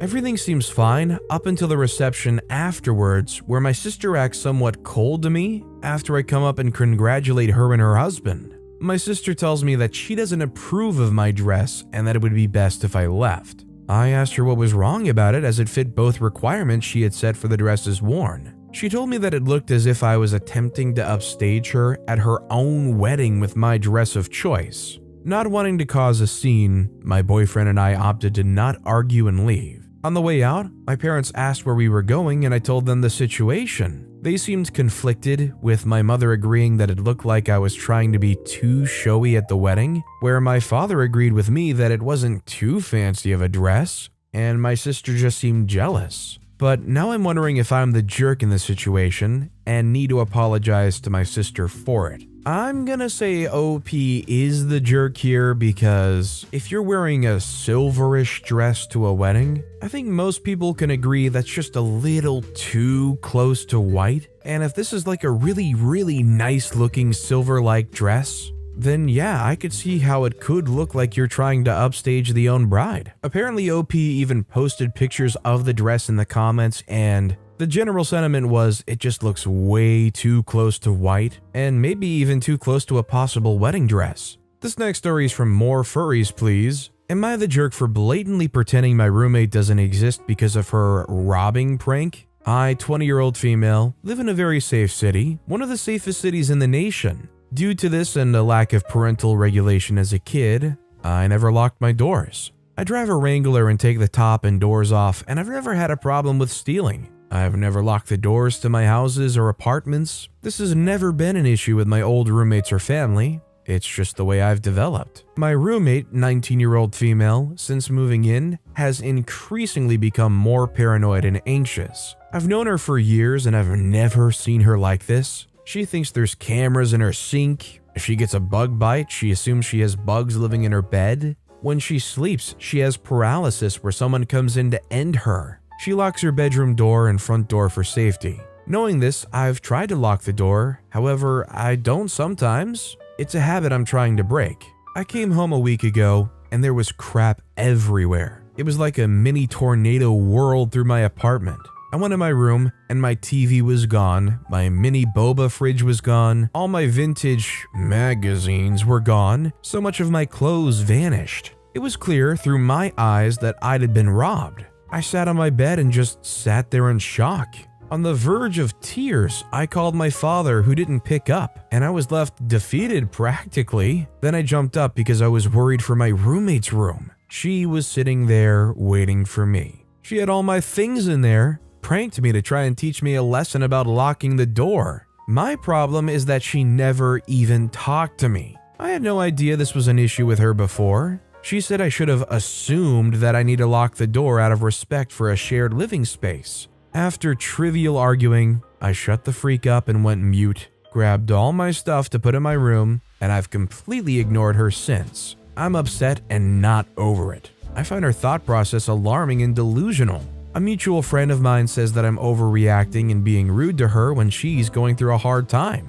As much as I understand that she's having problems, I've received zero empathy or question of my feelings. I don't think I'm a jerk. I think everybody's out of their minds and I need some time away from the crazies. I think OP's not the jerk here. Personally, I subscribe to the belief of better safe than sorry, regardless of how safe the area does seem. I probably would still always lock my door, and especially in a situation where OP's living with other people and rooming, I think it's for the best that they finally learn to lock their door whenever possible. That said, communication is key, and with no communication on wanting that door locked, for them to just go and do this drastic exercise to me seems absolutely crazy. And honestly, I hate having to move my stuff around. Unplugging and picking up and moving a TV is just a crazy chore to me for some reason. So I would be pissed if things were lifted and moved out of my room and I've got to go and move them back in and plug them back in. The roommate could have just talked to OP. That would have worked well. Our next story is from Throwaway Wedding 9878. Am I the jerk for not inviting my stepmom to wedding prep activities and not including her in the wedding party? I, 26-year-old female, am getting married soon. My parents, 54-year-old female and 55-year-old male, split when I was super young, and my stepmom Hallie, 48-year-old female, has been in my life since I can remember. She's basically a second mom to me and has treated me the same as my siblings. Technically half siblings, even though I spend weekends with my mom. My mother's pretty argumentative and has always disliked Hallie for some reason. She explained that Hallie overstepped a lot of boundaries when she came around. But my dad said that it was a lot of misunderstandings and feelings that got in the way. He doesn't talk about my mom much unless I ask specific questions. My mom's the opposite and says what's on her mind. With my wedding coming up, I plan to include Hallie as one of my parents in the wedding party. I wanted to treat Hallie the same as I would treat a bio parent because that's basically what she's been. Hallie cried when I told her this and was so excited, saying she can't wait to help me pick out a dress and other things. My dad and Hallie's wedding was like a dream, and I hope mine's just like theirs. My bio parents never married, and my mom told me she left him when I was super young. When I told my mom, she flipped on me saying that Hallie's not my mother and it's disrespectful to downplay my real mom by including Hallie in real parent things. She said Hallie has always inserted herself in real parent matters, and now she's taking her only baby's wedding from her. My mom started crying and begging me not to let Hallie do this. I felt bad. Hallie does have other children with my father and will have the chance to be in her other kids' weddings. My sister just got engaged not long after me, so she won't miss out. When I talked to Hallie about this, she seemed really sad but kind of played it off and said she understands and just wants me to be happy. My dad pulled me aside and said it's my wedding day, but it would be really messed up to kick Hallie out of the wedding when she's been a mother to me since I was a baby, which she has. I don't know what to do. My mom's hurting, but so is Hallie. Wedding dress shopping is coming up this weekend, and I want Hallie to be there, but my mom said she won't come if I invite her because she can't be around Hallie and watch her steal this moment. My fiance says he thinks my mom is being petty as usual, but his parents are together, and he's never had to deal with this dynamic. So am I the jerk? I think OP is the jerk here, considering Hallie was the one throughout OP's life, the one that really raised them as a mother. 5 out of 7 of the days of the week, it's just unfair and unreasonable to be manipulated by your bio mom to kick Hallie out of any of the celebrations and kick them out of the wedding. If the bio mom can't accept that it wasn't just her that helped raise OP and that it isn't just her that has meaning to OP, then I think maybe they're the one that doesn't deserve to be a part of it. Our next story is from Western Fisherman 4222. Am I the jerk for abandoning my mother in Colombia? I, female 43, was born in Colombia, but my family moved to British Columbia when I was 4. I'm Canadian. I don't have Colombian citizenship and I don't really want it. I love visiting the country, but my life is in Canada. I'm down here right now for a family wedding. I travel down with my mother, 75, because she thinks she's getting old. She has no problem going on vacations in Europe or Asia by herself, but she always tries to drag myself, one of my siblings, or my father down here. It's a beautiful country, and the people are friendly and kind, but she always tries to make us stay with family, which would be fine as many of our relatives have large homes and apartments with spare or guest rooms.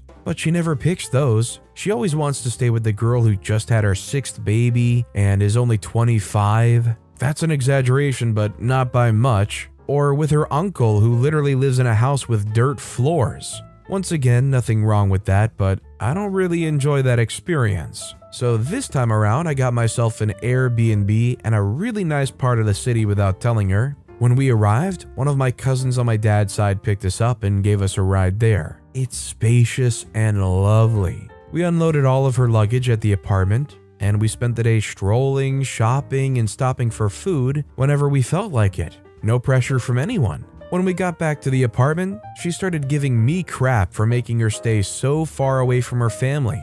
I told her no one's forcing her to stay with me, and she's welcome to call someone to take her wherever she'd arranged to stay. So she called her sister who came and got her. They kicked a grandchild out of a room, and that's where she's staying, with 8 people in a 4-bedroom apartment. I saw her at the wedding, and she's pissed that I'm staying in luxury while she isn't. I did rent a 2-bedroom in case she wanted, but she said she didn't. Her family also gave me crap and says I abandoned her. Am I the jerk? Clearly they've got some kind of family dynamic where they all board and room together, and clearly they all have a mindset that us family, we have to stay under one roof together. But that's kind of just their mindset and not something that's uniform. And I'm kind of with OP here that I'd rather have some space, be able to stretch my legs out rather than stay in some already overly cramped room. All that to say, I don't think OP's the jerk.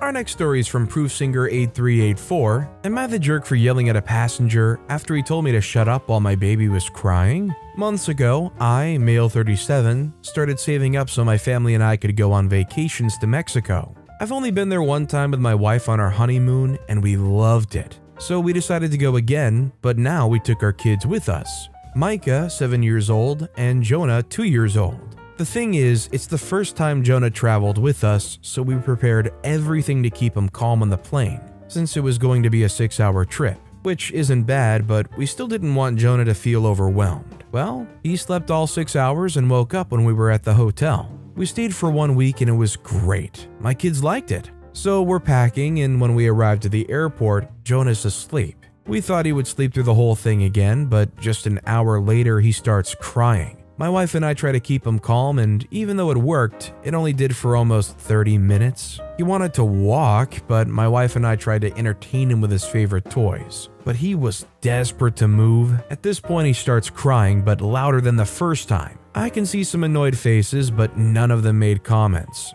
We played for him those baby sensory videos of fruits dancing, and he was distracted for 45 solid minutes. However, he lost interest and again wanted to move from where we were, but we didn't let him, so the crying comes back. It was incredibly loud and I could see my wife frustrated and tired. I tried again with the sensory videos, toys, and everything I could think of, but nothing worked. Then a passenger gets up. I thought he was going to the restroom, though he approached us. He started reclaiming my wife for our bad parenting and demanded we control our baby. My wife, annoyed, told him that we were trying, but he's overwhelmed. We're so sorry for upsetting him, but we are trying. He said it wasn't enough. He's tired and wants to sleep, but our baby doesn't let him. Again, my wife apologizes, and at this point, he starts yelling at us. He said stuff like, "Baby shouldn't be allowed to travel," that we're irresponsible parents, and all kinds of nonsense. I asked him to lower his voice if he doesn't want to scare Jonah, but the dude was so mad and started insulting us.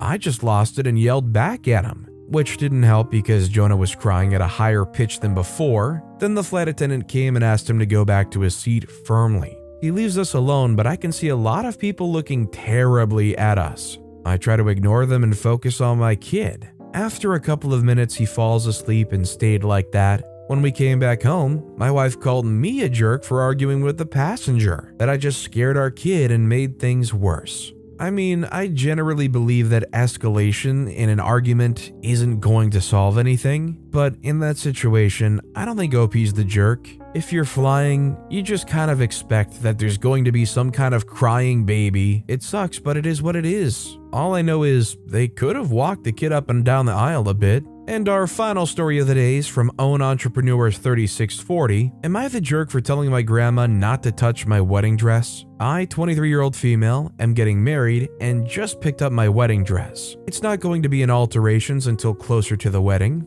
Until then, I asked my grandma if I can keep it at her house so my fiance doesn't accidentally see it. She said yes. When I brought it over to her house, I tried it on and showed her. Overall, she liked it, but she's an old-fashioned elderly woman and, of course, didn't like that I looked so busty in my dress. I have a large chest. It doesn't matter what I wear, anyone with eyes can see that I have big boobs. She then started eyeing my dress and said she's going to make changes to make it more modest. I said that wasn't necessary because I already have alterations being done in the future by the bridal salon I got the dress from. She asked if they're covering up the chest area, and I said no. My dress isn't even revealing because, like I said earlier, I have big boobs and it doesn't matter what I wear, you can tell I'm large-chested. Even if it was revealing, I don't have a problem with it. She then made a fuss about how I'm hanging everything out and kept suggesting changes she would make on the dress. I told her not to make any changes to my dress while it's in her possession, but she flat out ignored me.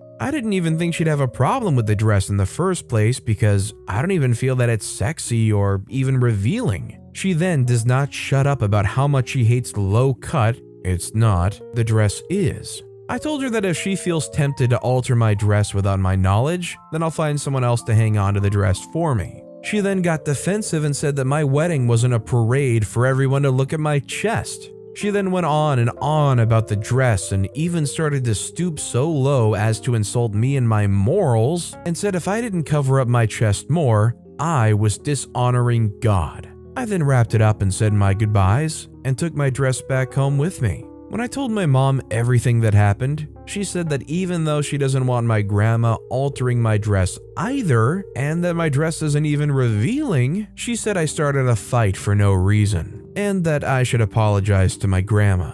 I didn't feel like it was a fight because I was still being very respectful of my grandma despite her yelling at me. I just let her say what she had to say, gathered my things, and left. I felt that it was uncalled for when my grandma started questioning my morals and my relationship with God, all because of a dress. I hate to have this conflict with my grandma, especially with the wedding coming up, but I feel so hurt that she insulted me, and when I stood up for myself and told her she couldn't alter my dress, I was made to be the bad guy.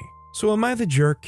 I think OP's not the jerk, and frankly, even if it was revealing, who cares? If that's the way you want to have it, so be it. Grandma needs to get over herself. I'm glad OP was able to get that dress out of there because Lord knows somebody like that who couldn't just stop going on and on probably would have altered it. Am I the jerk for leaving my family in squalor and going to a resort? So let's begin with this. I make decent money, but I'm in no way rich. I like to take my family on vacation and have been stymied for the last couple of years. So this summer, I decided to do something I thought was pretty great. I paid for my family to go to Disneyland. Not just my wife and kids, but also my father-in-law, mother-in-law, my wife's brother, and his wife and kids. So 10 people. I also rented a McMansion with a pool and everything. I bought all the groceries and rented a truck so I could ferry the luggage, and in case of emergency, we would have a vehicle. My kids are in their teens, and my nephews are a few years younger. My immediate family did not require any help with the kids, and realistically, neither did my in-laws. So we get to the house, and the problems start. The room I'd picked out for my wife and I is obviously the nicest. My father-in-law and mother-in-law chose to stay in the pool house. This left 5 other bedrooms for 6 people. Brother-in-law/sister-in-law, my 2 kids, and their 2 kids. Simple, right? Not so fast. Why did I get the best room? They hadn't had some nice time alone in years. Why did my kid pick the room with the ensuite? Why did one room have a bigger TV? Why are we having to cook some meals? Why don't we just order every meal? Jeez. I just went to my room and went to sleep. First day, more BS. Why do we have to wait in lines? Why don't we get the tour guide that lets us skip the lines? My wife started joining in. She said she shouldn't be cooking at the house and that it wasn't fair to her and sister-in-law to be stuck with the cleaning. My kids always help. I do too. Brother-in-law sits on his butt though. My in-laws joined the fun at the end of the day. They didn't want to wait for the Uber. Could they take the truck and meet us back at the house? My wife said to let them. I got sick of it. I ordered everyone pizza, and then while they were gorging themselves, I called an Uber and went to a hotel that I'm a super shiny member of. I used my points to book a suite for the next 6 days. I texted my wife and told her I would catch up with everyone in the morning at the park. She's mad that I left her to deal with those ungrateful, greedy people. I'm sitting in the pool enjoying a gin and tonic and writing this because I left the park after I saw the new superhero stuff at the park. Her brother and sister-in-law are now bugging her to give up the nice room since she's alone. Now she's not on their side. Too late. So am I the jerk for leaving them all to sort out all their own stuff after I went out of my way to do something nice and they crapped all over it? Considering OP paid for all of this stuff, absolutely not the jerk. Everybody here is screamingly entitled. Honestly, I think OP going and getting a hotel room and just leaving the situation is more mature than a lot of people. A lot of people might just blow up and yell at their own family and cause a whole ordeal. Do you guys think it would be better to try to talk this out with your family even if it got argumentative? Or was it just all around better for OP to just remove themselves from that situation? I'd like to know what you guys think in the comments down below. Our next story is from Allie Burns 79. Am I the jerk for telling my mom and her friend that my work trip is not their holiday? I'm female 43. My mom 67, Kathy, and her friend, no idea how old but older than dirt, Denise. I'm currently working 2 hours away from my home office and staying in a 3-bedroom apartment paid for by my employer. The apartment is an hour away from my mom's place and somewhere she visits frequently. My job is very stressful with long hours, so needless to say, when I get home, I want to chill out. My mom asked if she could stay for one night. I of course said yes, as I love spending time with her, but she didn't tell me she was bringing Denise, who I can't stand. They've now stayed 3 nights. They rocked up, Denise turned on the TV and said she had to watch a TV show she couldn't miss. There was a TV in her room, but she wanted to watch it in the lounge on the big TV. My mom said that I should go watch TV in my room. Denise has taken over my apartment. I can't do what I want to do and feel uncomfortable and can't relax. Denise is not paying for any meals as my mom invited her on her holiday. Denise has used my en-suite bathroom and left a mess, which I needed to clean. Tonight, my mom said they would come back next week as she wants more time on her holiday. Her friend agreed. I lost my crap and said this isn't your holiday and you're not welcome back. I told them I didn't want Denise here and she's mooching off of me and my mom. My mom's now upset and calling me ungrateful and rude. I don't think I'm the jerk, but did I go too far? It's literally your place. You have full say over who is and isn't allowed inside. And if it's mentally straining for you to tolerate somebody, you're not the jerk for not wanting them around. It might make your mom upset or sad, but that's something they just have to deal with. Our next story is from The Real Deal 2001. Am I the jerk for keeping my boyfriend from his family gifts? Me and my boyfriend are preparing to buy a house for $330,000. We've put in our offer, gotten the inspection, and are just waiting for all the contingencies to be met. We have until next week to pull out of the contract. The house is small but nice. Everything was falling into place until his mom offered him to buy her old $500,000 home for only $350,000. It isn't the nicest house, but it seemed like a great deal if we fix it up and resell it. But this is where things get complicated. $330,000 is already at the top of our budget. We could only afford it because we got seller help. Since we can't afford $350,000, she wants us to rent the house from her for 2 years until we can afford it while we fix it up. The main reason we're buying is to avoid losing money from renting. The house has visible deteriorated spots on the pillars and the whole inside needs to be remodeled. Who knows what else is wrong with it? He asked me if I want to buy his mom's house, but I said no because it's too much work. Also, we aren't even sure if it's really worth $500,000. He obviously really wanted me to consider it, so I told him to get pics from his mom of how the inside currently looks, because I haven't fully seen the inside. As soon as he got the pics, I saw how much work it was, and it made me not want it even more. He also told me that once we fix it all up and sell it, his mom wants us to give her $100,000 from whatever money we make to return the favor. After the 2 years of renting, remodels, and around $100,000, we wouldn't even make that much money in my opinion. I told him I don't want the house still. He was like, okay, fine, then call my mom and tell her that you don't want it. Me and his mom don't have the best relationship, and I felt like it isn't my place to call her to tell her that anyways. I never even said that I wanted it in the first place. He then calls his mom to tell her I don't want the house because it's too much work. He keeps trying to get me to say something while he's talking to her to get us to have a conversation, but I didn't want to be a part of it. Once I finally give in and talk to her, she starts guilt-tripping me saying I'm keeping him from his family gift.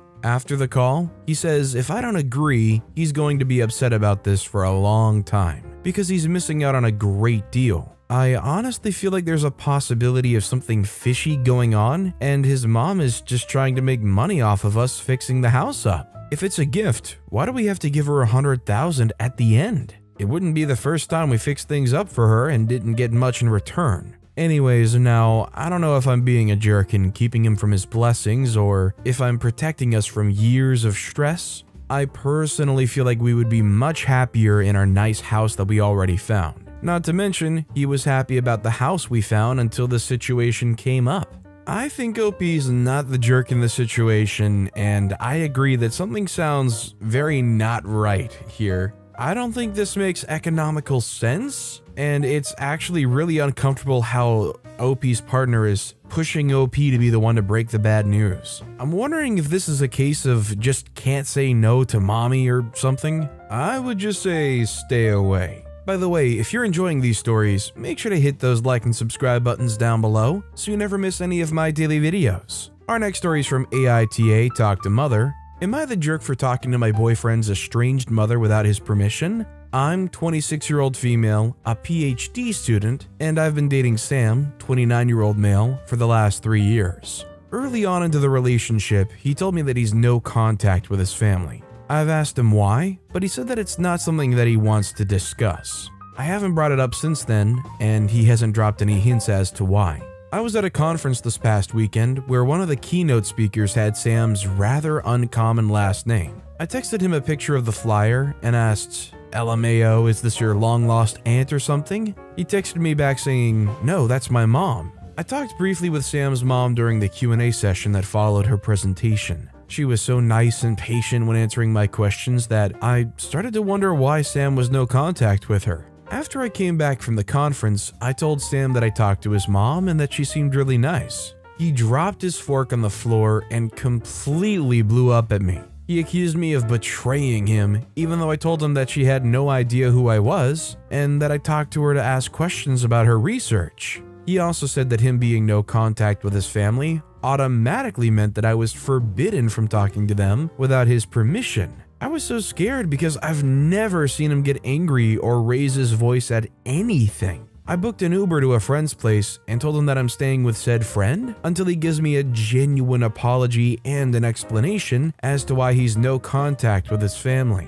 So I was gonna say that OP was not the jerk here until the very last bit. OP says until they give me a genuine apology and an explanation as to why he's no contact. As entitled as OP may feel to that information, they don't owe it to anybody to tell them why they're no contact. Who knows what it could be, and if it's something they're not comfortable with talking about, that's not something that you should try to force or pry out of them. And I think it's just especially crappy to make that one of your contingencies. Honestly, for a lot of people like Sam in a situation like this, they might just sever that relationship rather than put up with somebody that's trying to pry some probably very sensitive information out of them. This next story is from Spirited Plantain 485. Am I the jerk for saying that I don't feel sorry for sister-in-law getting divorced while I'm planning my wedding? Sister-in-law and I never truly got along. The reason is that we have different mindsets on some stuff regarding how we live our lives. And while I'm respectful or indifferent about her life choices, she's always trying to impose her beliefs and choices on me and my fiancé, her brother. My fiancé and I, 26-year-old male and 26-year-old female, have been together for 7 years and we have a very loving relationship. He proposed 6 months ago and I started wedding planning 3 months ago. We have a very loving relationship with great communication and we still go on dates and like to dress up. We join activities and hobbies together, and overall, our relationship hasn't changed and we haven't stopped loving each other more and more. Sister-in-law, on the other hand, has a different mindset. She was married, and her marriage was the kind of marriage where they brag about how much they hate and can't stand each other. She'd also mock me and my fiance's relationship the entire time and call our dates, dressing up, and our hobbies BS. Claimed we do it for attention and don't truly love each other, and also said how she can't wait until we end up hating each other too in the future. She and her husband filed for divorce 2 months ago, and I honestly am indifferent about it. I don't feel sad or happy, I just don't care. Yesterday, my mother-in-law and father-in-law had joined us for dinner. As I was talking about some wedding stuff, mother-in-law pretty much confronted me and said, how can I be so happy and excited to plan a wedding while my sister-in-law is getting divorced? My fiance tried to intervene, but mother-in-law told him to shut up because he's a terrible brother who doesn't support his sister through those hard times. She also said I have no empathy for sister-in-law and I only care about my wedding and my little stupid dates. I told her I indeed don't feel sorry that sister-in-law, the person who bragged about hating her husband and being in a loveless marriage, is getting divorced. She and her husband had it coming. I also won't feel sorry for a person who mocked my happiness and relationship. Mother-in-law said I'm very insensitive for saying this, and she expects an apology to her as well as to my sister-in-law for this. She left after that and only told me and my fiancé to call her if we want to apologize, and only then. Am I the jerk? I think OP's not the jerk here. I'm not gonna lie, I don't think I'm the only one who thinks this, but they're the ones that should apologize. I just want to know what the boyfriend thinks about the whole situation. Our next story is from TA, just AITA. Am I the jerk for demanding and making my husband file a court review to reduce child support for his other child? Me, female, and my husband Tom have a child together, 3-year-old male. Tom has another child with his ex-wife, Connor, 13-year-old male. At the time of the divorce, I only met him 3 years later. Tom had a stable job that paid well, so the judge ruled child support for his son very high, and Tom had no problem paying. He has visits on weekends. After 1 year of our son, Tom was fired and found a job that paid much less than the previous one. For comparison purposes, the old salary the child support took was 30%, and with the current one, it takes 85%. This created tension between us. I had to start working hard and twice as normal because Tom couldn't help most anything at home, as there was only 15% of his salary left after paying my stepson's child support. Even though I talked to him, he said he didn't want to downsize so as not to harm Connor, and I really tried to be understanding. This reached my limit when I had an accident and I was out of work for 3 months. I'm self-employed and my salary has decreased by 95%. In those 3 months, we didn't go hungry because my sister helped. And if he was 1 day late on paying child support, Tom's ex would call him and charge him, not caring that we were tight. 2 months like this, I sat down with Tom and told him that our son had the same quality of life rights as his brother, which was not happening and is harming my health. My accident was due to stress. So it was his decision, but that I would do whatever was necessary for my son to have a good quality. And it was time to realize that it's not possible to maintain this value of child support without interfering in the quality of life of his other son without me having to cover the whole.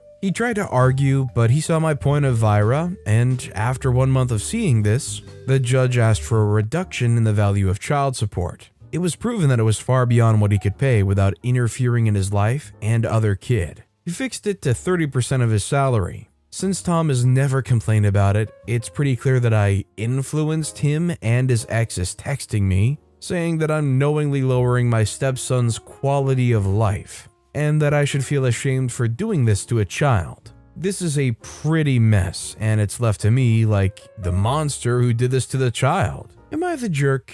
I think OP's not the jerk here because they're just doing what is reasonable with the current situation. It would be fabulous if this kid could get all the money in the world so they could have the best quality of life. But the fact of the matter is they're not earning enough to support that lifestyle, and unless they are, you gotta do what makes it livable for both sides, even if it does mean sacrificing a few more toys here and there. This next story is from Signal Command 6872.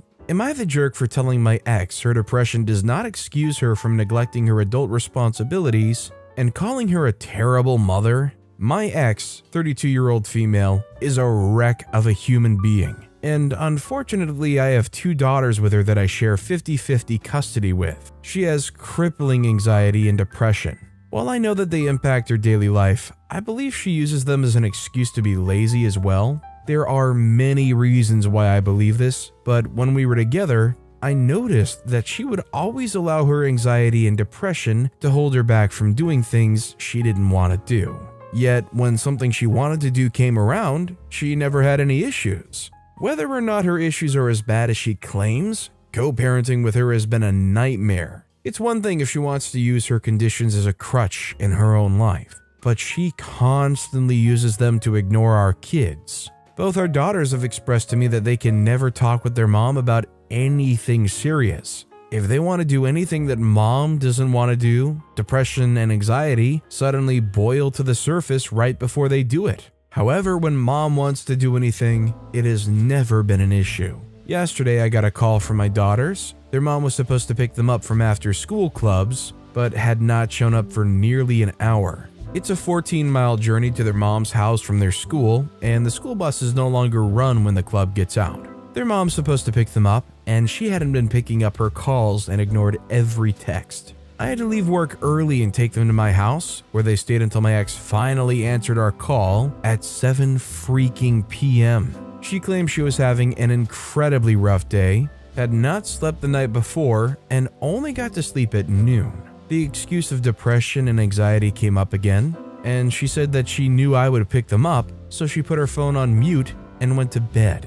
I lost it. I told her that her disabilities do not excuse her from being a terrible mother and a lazy piece of crap.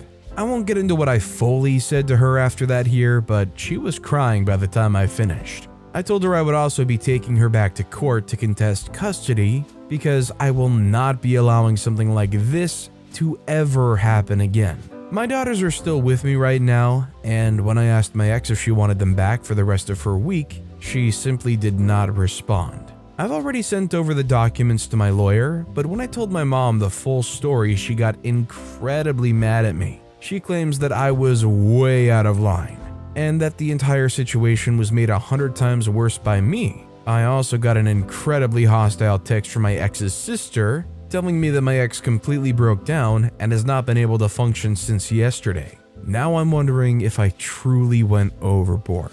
While I don't want to be insensitive to anybody's struggles or disabilities, I believe in and subscribe to the ideology that despite whatever you're having difficulties with in your life, if you're a parent, there's no excuse from neglecting your parental responsibilities. And despite everything, dropping the ball that hard on somebody else, I think makes them the jerk and makes OP not the jerk. Especially the fact that they just knew OP would go pick them up, so they just totally shut off their phone. Really not cool. And I think honestly at a certain point it gets kind of disgusting the way they weaponize their disabilities. Trying to use it as a, no, you can't go against me because I have these issues that blanket over everything. Our next story is from Particular Song 5748. Am I the jerk for leaving an equal inheritance to my stepson as my bio kids? I, 62-year-old male, met my current wife, 39-year-old female, 4 years ago, and we got married 2 years ago. She has a son, 12-year-old male, from her previous marriage who lives with us full-time. His dad visits occasionally but lives in another country. I also have 2 adult children, 34-year-old male and 32-year-old female, from my first marriage. I'll admit I don't have the greatest track record as a father. While my bio kids were growing up, we were kind of distant, as their mother and I were constantly fighting. She was a stay-at-home mom, while I was running a business to varying degrees of success. However, when they became adults, we, bio kids and I, became much closer. My business also grew a lot, and I'm quite wealthy now, compared to struggling to pay bills when my bio kids were growing up. My relationship with my stepson is quite good. He doesn't call me dad, but seems to view me as a very close uncle. I do my best to be a good father figure to him. If I'm being completely honest, I hope he'll eventually see me as a father figure, especially given that his father's never really around and constantly disappoints him. So here's the issue. A few weeks ago, while I was going through some things in the basement with my bio son and daughter, the topic of inheritance came up. I mentioned how I plan to include my stepson in my will, and he would get 1/3 of the inheritance. I don't remember exactly how we got to this topic. Well, my kids are furious with me now, telling me this was unfair, as they had to grow up with a cold, emotionally and physically distant and unavailable father who struggled to bring food to the table. They mentioned how my stepson gets to live a luxurious childhood with a much kinder and more present and emotionally available and supportive parent than they ever had, while not even being my real son. Then, on top of that, they would lose out on the inheritance they feel they'd earned for working so hard to repair our relationship after all the damage I had done to them. To clarify, that's not something they said. It's something I'm trying to be cognizant of because they absolutely could have walked away, but chose to try and repair our relationship. Still, before my business was successful, and they both had a hand in making the business successful because they were willing to help out. I can understand their point of view. They feel like I'm slighting them for my new family with a much younger wife and what they claim is a do-over child, which he is not. but I can see why they see it that way. I want to do right by my stepson, but also my bio kids, who did have to put up with a lot more during their childhood than my stepson. Am I the jerk for planning to leave an equal inheritance to him? I'm really struggling with this one because at the end of the day, I really do believe that your inheritance is yours to really pass on as you see fit. But I do genuinely think that the two original kids that have been around a way longer than the 4 or 2 years you've really known the other kid, and like they described, OP failed those original 2 kids over and over. I definitely see why they definitely deserve a lot more of the share than 1/3. Our next story is from Graceful4235. Am I the jerk for causing a scene at my mother-in-law's wedding after I found out that my husband was there against my wishes? My husband's mom and I, female 26, don't get along at all. It was at first fine till our disagreements started to get bigger. Our last disagreement was because of her wanting to sell the family house and give her older son more money than my husband. Mother-in-law told me to stay out of it and that my husband said he was fine with it. She ended up putting some distance between us and stopped inviting me to events. Fine, but I told my husband I expect him to stay home with me when I'm uninvited. She got married days ago. It goes without saying that I was not invited. I asked my husband to promise to stay home with me and not go. He got defensive and said this was his mom's wedding and there was no reason for him not to attend. I refused to speak to him after a big argument about it, and he eventually said that he'd stay home with me. However, at the day of the wedding, he said he was going to hang out with some friends. I was skeptical, so I called his friends, and they said they didn't see him. I knew where he was. I felt betrayed, and I wanted to catch him red-handed, so I got dressed and went to his mom's wedding. He was actually there. I was fuming when I saw him. He saw me and started following me as I was turning and making my way out. I yelled at him, calling him a liar and a manipulator. He tried to get me to quiet down since people were staring, but I lost it on him and said that he betrayed the promise he made me and that his word meant crap to me. He got defensive, saying he really wanted to be there for his mom, and at the same time couldn't handle me being upset with him and giving him silence, so he hid it from me. I told him to get out of my face and went home. He came back looking pissed, saying I made a scene at his mom's wedding and humiliated him when I started yelling at him. I refused to argue, but his family came at me calling me horrible and controlling and saying that my husband's a saint for still enduring the crappy behavior of mine. I blocked his sister who was constantly arguing, saying my husband has free will and should be able to decide where to go and be without my consent. This made him get more pissed. We haven't talked since then. I think it absolutely sucks that OP's partner's mom and OP have such a great disliking for each other, but God forbid, I think you can kind of set that aside and let their son attend their mom's wedding. In an absolutely perfect world, OP is clearly at that wedding, but I think this is one of those situations where OP just needs to swallow their pride and accept it. I think OP is the jerk.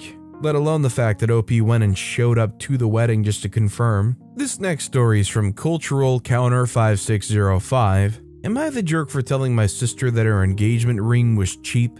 I, female 26, have a wife Katie, female 26. I have a younger sister Lydia, female 22, who got engaged to her fiancé Seth, male 24, around a month ago.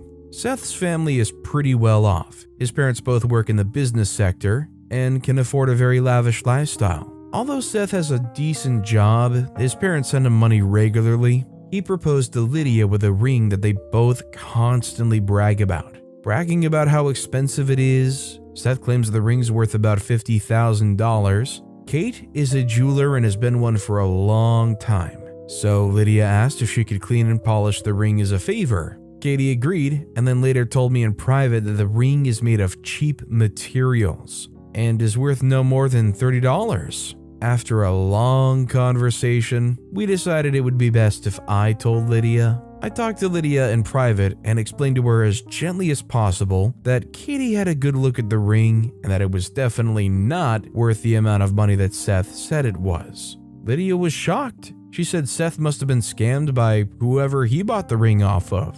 Lydia later talked to Seth. I wasn't there for the conversation, but apparently Seth knew the ring was cheap and was hoping Lydia wouldn't find this out.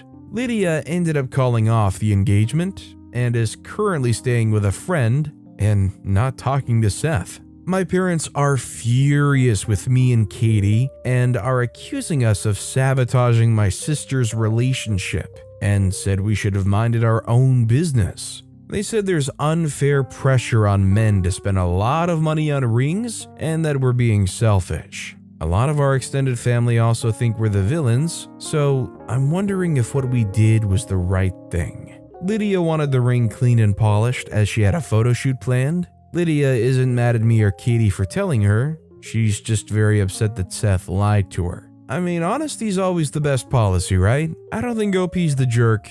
Whether or not some people want to hear it, sure, that's debatable. But regardless of how well someone can stomach the news that this ring they thought was super fancy is actually fake, OP was only trying to do a kind service to somebody they cared about.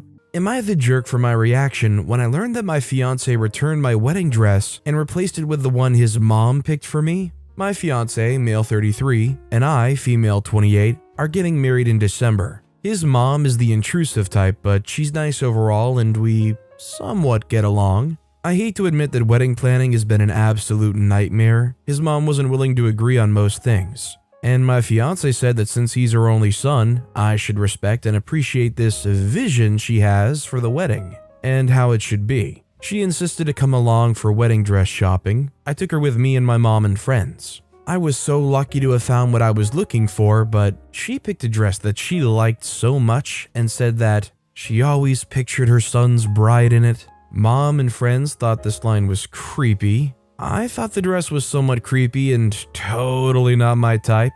I apologized and thanked her for her vision, but told her that I'd already decided on a dress that I'd envisioned myself wearing at my wedding. She got all pissy because of it apparently, then must have told my fiance because he came home the evening ranting about how I made his mom upset and turned down her help in choosing the wedding dress and excluded her from the process. I asked, "What process?" "Duh, it's just a wedding dress. My wedding dress." So I really didn't get how she should get a say at all. He got upset and said that this attitude of mine isn't working on him or his mom. He said that I should consider the dress his mom wanted me to buy, especially knowing that both dresses weren't that much different anyway, like she said. But I told him, yes, they were different. Like, so much different. Anyways, we argued about it and then we dropped it. Yesterday, I came home and found out that he'd returned my wedding dress and replaced it with the one his mom wanted. I called him and he was straightforward about what he did and why he did it. I lost it and started screaming at him. He asked me to calm down and really give this dress a chance. I refused to even listen. I screamed at him without giving him a chance to speak. He got home and we had an argument.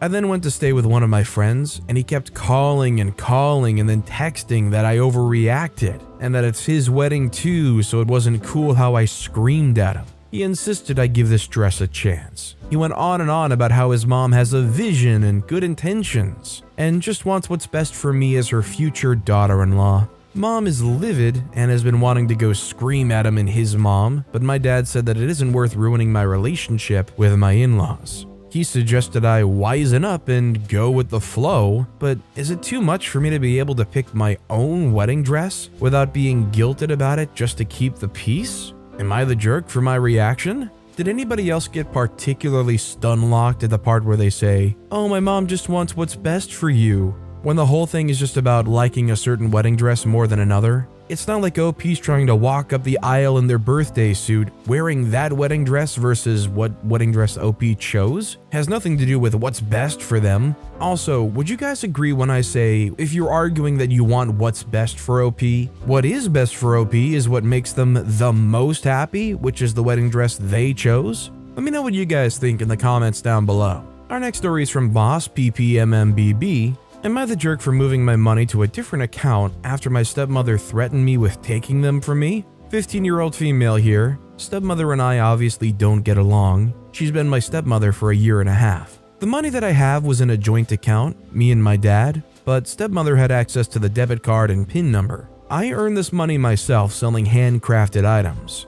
I broke curfew a few days ago, and she suggested that she's considering whether to take 20% of my money out of the account as a fine for punishment. And every time this happens, she'll take 20% more until nothing is left. I was very upset about her threat and decided that I should move my money before she takes it away. I logged in online and transferred all of it to my big brother's account that night. And the next day, we went to open a joint bank account with my brother, and we moved the money there, so she doesn't have access to it anymore. So upon learning what happened, my dad and stepmom are furious at me and my brother. Stepmom is focused on the fact that I've taken away her means of punishment, and my dad is upset that I didn't trust him enough to protect my money. He insists that he wouldn't have allowed it. Stepmom has banned me from seeing my brother. It's meaningless, I don't accept her authority to do this. And my dad says he's hurt that I didn't trust him, and as a result, he doesn't trust me anymore. Am I the jerk for moving the money?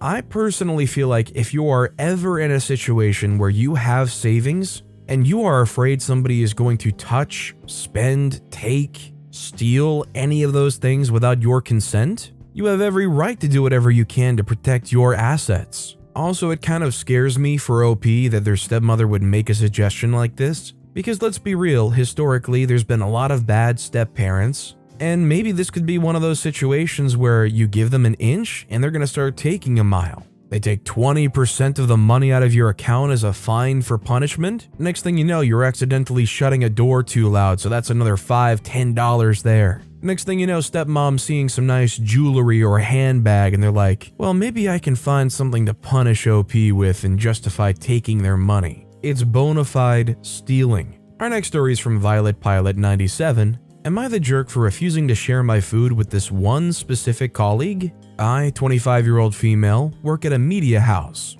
The colleague in question is 29-year-old female. Let's call her Amy. A few days back, one of our bosses called for McDonald's for the whole office. Since most of our colleagues are vegetarians, there was relatively lesser non-vegetarian options. Amy decided to take all the chicken nuggets, there were like 3 sets of 9 pieces each, and eat them at her desk. I think she also kept a few in her bag. Anyway, so while I'm passing by, I ask if I can take one. She refuses point blank, legit screams out no, and takes the pack away. Same with a bunch of other colleagues who asked. Then we realize she's taken all of them because there were none left in the pantry. It was infuriating to see a grown woman behave this way. Earlier today, I decided to order in from this nearby Chinese place. There were fewer of us in the office today, so I asked everyone except Amy if they wanted anything. We all contributed and ended up ordering a big lunch for ourselves. Food comes, we sit around a table to eat. Amy notices and comes around making small talk. As soon as she reaches for a plate and tries to serve, I tell her she can't have the food as we all ordered it for ourselves. Amy looks at me in disbelief. I shrug. Amy slams the plate back on the table and storms off. She ate alone later and didn't say much to anyone the whole day. My colleagues are split about this. Half of them say she had it coming. The other claim I was a little too harsh to exclude and embarrass her. Am I the jerk? I think OP's not the jerk here because, honestly, if your boss orders McDonald's for the whole office and somebody goes and takes every single one of one type of item, somebody builds up the strength to ask if they will share any of that and they say no, that's just like clear awful etiquette, right? I don't think OP's the jerk for letting Amy feel how everybody else felt that might have wanted some chicken nuggets, let alone the fact that the meal wasn't anything you were ever sharing anyways. You paid for your own meals. Our next story is from No Comfort 670. Am I the jerk for talking to my mother-in-law like a kid when she touched my belly? My husband and I were expecting our first baby. Yay! We've had some ups and downs with his parents because they don't understand boundaries, but overall it's been really good. For some context, I, 24-year-old female, come from an abusive home, and I can't stand being touched. Before getting pregnant, this wasn't a problem with my in-laws, but now that I'm carrying a baby, it's been awful with my mother-in-law and my sister-in-law because they think they can touch my belly whenever they want to. Both my husband and I have talked to them and said that while I would rather they don't touch me at all, I can understand this is a big thing as a family, so I would simply like being asked instead of just feeling a hand at random times, but they rarely do it, so I just move when they touch me. Now onto the subject. A week ago, my best friend threw me a baby shower. And I invited my in-laws, and since I don't have any blood family left, we let them invite 10 more people, which included aunts, cousins, and my husband's grandparents. It was an overall lovely moment, but at one time, I was sitting eating cake while my mother-in-law talked with my father-in-law's sister, and while telling her something about the baby, she put her hand on my belly and, I don't know, I just didn't like it. So I took her hand, removed it, and said, No, you know I've told you not to touch without asking first. You know how to ask, don't you? It's easy, with the most condescending voice I had. Both my mother-in-law and father-in-law's sister looked at me shocked, and then my father-in-law's sister laughed, but my mother-in-law got red in the face. When it was done, my mother-in-law approached me and said that what I did wasn't nice and she just slipped. So I didn't have to treat her like a kid. I just smiled and said that her touching me, after being asked a million times not to, was a kid behavior, and I just called her out on that. She left very sad, and when we got home, my father-in-law called my husband and said he would love for both of us to apologize to each other. But I said no, so he called me a jerk. You are not a jerk for telling somebody off for invading your personal space. In 2022, you cannot be a jerk for telling somebody off for feeling up on your baby without ever asking you. Mother-in-law, even your fiance. You need consent. By the way, if you're enjoying these stories, make sure to hit those like and subscribe buttons down below so you never miss any of my daily videos. Our next story is from Parfait then, 9991. Would I be the jerk if I outed a guy and revealed his medical information? My brother's telling everyone that he's autistic when he's not. I know for a fact that he isn't. He's been evaluated by a medical professional very thoroughly. And he's not even mildly autistic, he just sucks at social skills. He's also been seeing a therapist for that. He has a lot of problematic behavior. A lot of it's just creepy behavior. Recently, whenever someone, usually a girl, calls him out for being creepy, he just tells everyone that he's autistic. I feel like if he keeps doing this, then it'll just become some sort of weird crutch for him, because he'll just never work on himself and improve. Not to mention, I feel like it's harmless as well to perpetuate an image of autistic people as creepy jerks. I've talked to him about it privately, but he's told me that he hates therapy and it's not working for him. It took us months to convince him to go, and he's only gone to 3 sessions. Of course it's not going to work so soon. He needs to give it time. He's also said that he's not going to stop saying that he's autistic because it feels like it gives him an out. He's even claimed that autistic people have it easy because they don't face consequences for their behavior, which I know to be very untrue. I've noticed that since he started claiming he was, he's also stopped apologizing for poor behavior. He stopped trying to change. Lately now, when people still call him out, despite his claims, he goes on to say that they're ableist, just because they won't accept creepy behavior. He's also been super resistant to going to more therapy. While I know that in most circumstances, medical information should not be revealed by anyone but the person it belongs to, I feel like if I outed him and told everyone that he's not actually autistic, it's closer to me correcting a lie instead.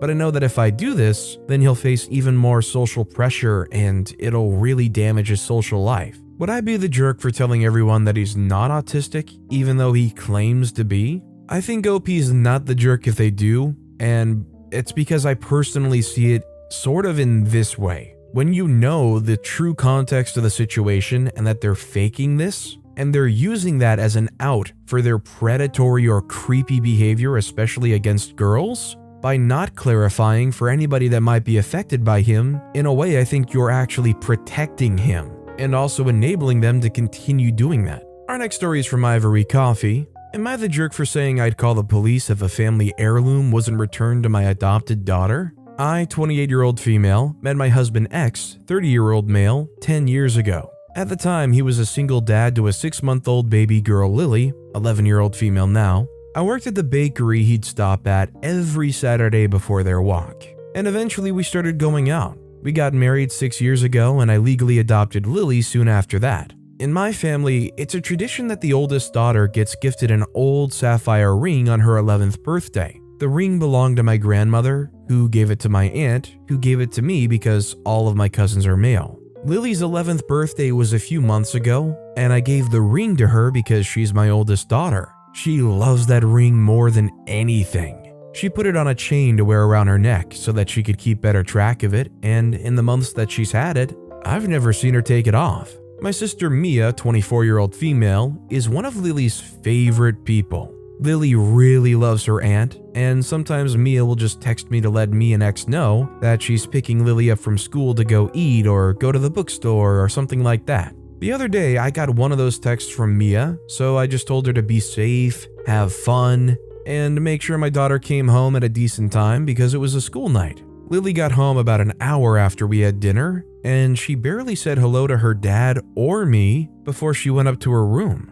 I thought that maybe she was just tired, so he and I didn't immediately ask her what's going on. But later that night, I went to go check on her because I wanted to be sure. When I walked into her room, I saw that she had been crying. I asked her what was wrong, and it took a minute, but she eventually told me that Mia took the ring from her because it's a family heirloom that's supposed to go to the actual oldest daughter, and because I adopted her, that means she isn't really family. The only reason I didn't go to Mia's apartment that night to get it back was because I spent the rest of the evening reassuring Lily that she is my family and that she's 100% my actual oldest daughter, no matter what our DNA is or what anyone else says. I left Mia a voicemail the next morning, telling her to return the ring before I drive over there and get it myself. She texted saying she would only give it to me if I had a daughter before she did. But until then, she'd keep it safe to make sure I didn't give it back to the wrong person. So then I told her that if she didn't return the ring by 2 p.m. that day, I would be calling the police and reporting it stolen. She started texting like crazy, saying I was being ridiculous and doing too much. Our mom is in on it now too, and she thinks saying that I'd contact the police was taking it too far, and that Mia was only trying to keep to the family tradition. I think OP's not the jerk, and I think the whole thing here is bull crap from Mia. 100% Lily is OP's daughter. Whether they're blood related or not, they adopted them and they are legitimately their daughter. It's such a weird, sad state of mind for Mia to be stuck on that. Oh, they have to be blood related. They're not a true heiress to the old sapphire family ring. Too bad Lily really likes it. Otherwise, you might as well go and take it and melt that thing down just to really stick it to them. How's that for your actual daughter tradition? Our next story is from Manny 37. I have a condition called impacted earwax caused by swimmer's ear. For some reason, my whole life it's come back and me having ears really sucks. Essentially, I have way too much earwax. I need to clean out my ears daily just so they aren't in pain. They're still uncomfortable, unfortunately. Well, my older brother Sebastian has a fiancée, Tina, and they live in a room in our house that my mom rents to them. The other day, I guess Tina realized just how much I clean out my ears and said, "You really shouldn't have to clean them out that much. I feel like you're probably over-exaggerating a little just for attention." I told her I wasn't, and she said, "Okay, well, I guess that your poor little ears are reason enough to waste money on Q-tips so often." I know it was petty, but I said, "Okay, I'm gonna go for 2 weeks without cleaning my ears. And every day, you have to take a picture of the inside of each and see what happens." And so her pact with the devil was made. We didn't make it past 5 days before she said, "Okay, you made your point, you jerk." My ears were leaking onto my shirt by that point, and the inside of my ears were on fire because the eardrops I'm supposed to use were just sitting in a puddle of wax in my ears not doing their job. I thought it was funny, if not a little painful. But my brother and Tina thought it was petty and gross, and now they just call me the waxy, grubby creep. My mom said I did nothing wrong aside from just being generally obnoxious, but Sebastian and Tina made it into a whole thing and took it way too seriously. Am I the jerk? Ain't nothing wrong with proving some people wrong when you know you're right. I think OP's not the jerk here, although I do agree it was pretty darn gross. Honestly, if anything, I'm impressed that they agreed to take pictures of the inside of your ears, cause I wouldn't do that. This next story is from Philosopher Grand 2864. Am I the jerk for not giving my classmate rides anymore? I, 22-year-old female, am a dental assistant student. I live in a big city with a lot of traffic. There's only 6 of us total in my class. My classmate G, 23-year-old female, was always Ubering to class, which was costing about $45 to and from just to get home and to school. I offered her the option of carpooling and she can just pay me gas for the rides. She agreed. At first, G was really nice and pretty talkative. I'm pretty quiet myself, so I thought nothing of it. She always made her life seem so busy and grand, that she made money and took care of her family. As time progressed, I began to notice the lying. I come from a messy background, so money means nothing to me. I'm not rich or poor, but I couldn't care less about someone's financial situations. Another one of my classmates informed me that she lives nearby my house and asked if I could also take her to school. She would pay me gas money, of course, so I agreed and I'd carpool with these two girls. G began to lie again and say she got an American Idol because her mom forced her, and then said she was on The Voice Mexico at age 6. She's only a year older than me, so I did the math. In 2005, she would have been 6. The Voice Mexico came out in 2011. I thought maybe she's got something that makes her lie about everything and shrugged it off. We all began to notice how perfect her grades online were, but she had no knowledge of dental assisting in class. She admitted to cheating on big exams on the computer. We all got kind of mad at that. We're all busting butts to pass our classes and she's just cheating her way through. We began to have class twice a week, so I asked her for an extra $10 from each of them for the week and they agreed. G began to ask more often when I would get a new car and how embarrassing it was having to ride with someone in a crappy car, so I began to ignore her messages and not pick her up anymore. I was over it. She began to give me dirty looks and then blew up my phone on the weekends while I was at work. I began to notice in our schoolwork online, she began to copy and paste my exact words into her own posts for the assignment. She would steal my responses to my other classmates and pass them off as her own. I confronted her about this and she plays dumb, telling everyone I was accusing her of cheating. Luckily, my classmates compiled screenshots of this and we reported her. Nothing was ever done, and she never knew about the report. My classmate says she feels bad about her having to Uber to class, but I don't feel bad. Last week, she announced to the class that she had to take the bus to school, but my classmate said she saw her get out of an Uber. I think she was saying it to manipulate me or something. I don't know anymore. Am I the jerk? I don't think OP's the jerk here. Nobody wants to have to be around and deal with a liar like that, especially one that's going to lie to try and manipulate you into feeling bad for them or giving them some extra concessions. And them going and trying to copy off you and steal your work is, if anything, just like cementing that you make the right choice by not giving them rights. This next story is from Spoiled Girl Throwaway. Am I the jerk for turning my friend's daughter against her family? I'm 38-year-old female and have a daughter V, 13. I have a close friend Charlie, who has a daughter Amanda, also 13, with his wife Olivia. I've known Charlie for nearly 20 years, since before he was with Olivia, and while she and I have never been close, I thought we had a deep, abiding respect and warmth for one another. Our kids are very close, and Charlie and his family often visit us at our homes, and when we're near where they live, we see them. At the beginning of the summer, Charlie, Olivia, and Amanda, along with their other 2 sons, came to stay with my family. They were there for 2 weeks, but when it was time to go, both V and Amanda pleaded for Amanda to be allowed to extend her stay. My husband and I were fine with this, as was Charlie, but Olivia wasn't keen. Eventually, she was convinced by Charlie, and Amanda stayed with us until about a week before school started again. Since then, Charlie's mentioned a couple of times that Amanda's asked for different kinds of foods that she's tried while with us, and that she's asked for a couple of expensive items. She even asked if she could try horse riding, and Charlie's joked several times about me corrupting her, but it was definitely a joke. 2 days ago, I received several walls of text from Olivia. She said that since staying with us, Amanda has become divorced from reality. Olivia says Amanda now wants things they can't afford, won't help around the house, and complains about everything from their cars to their clothes. She said that I must have spoiled Amanda by giving her expensive gifts. I bought her one designer item as a souvenir on a day trip we took, as I was getting one for V and it seemed unfair for Amanda to get nothing, and encouraged a superficial lifestyle. She also said Amanda has asked to join a gym and be taken to a dermatologist, and accused me of making Amanda insecure, which I absolutely did not. V had seen a dermatologist and probably mentioned it to Amanda, but I doubt it was in a nasty way. Finally, she said that I completely alienated Amanda from their family, as nothing they do seems to be good enough now. and she keeps saying that she misses being with our family and wishes she'd been born V's sister.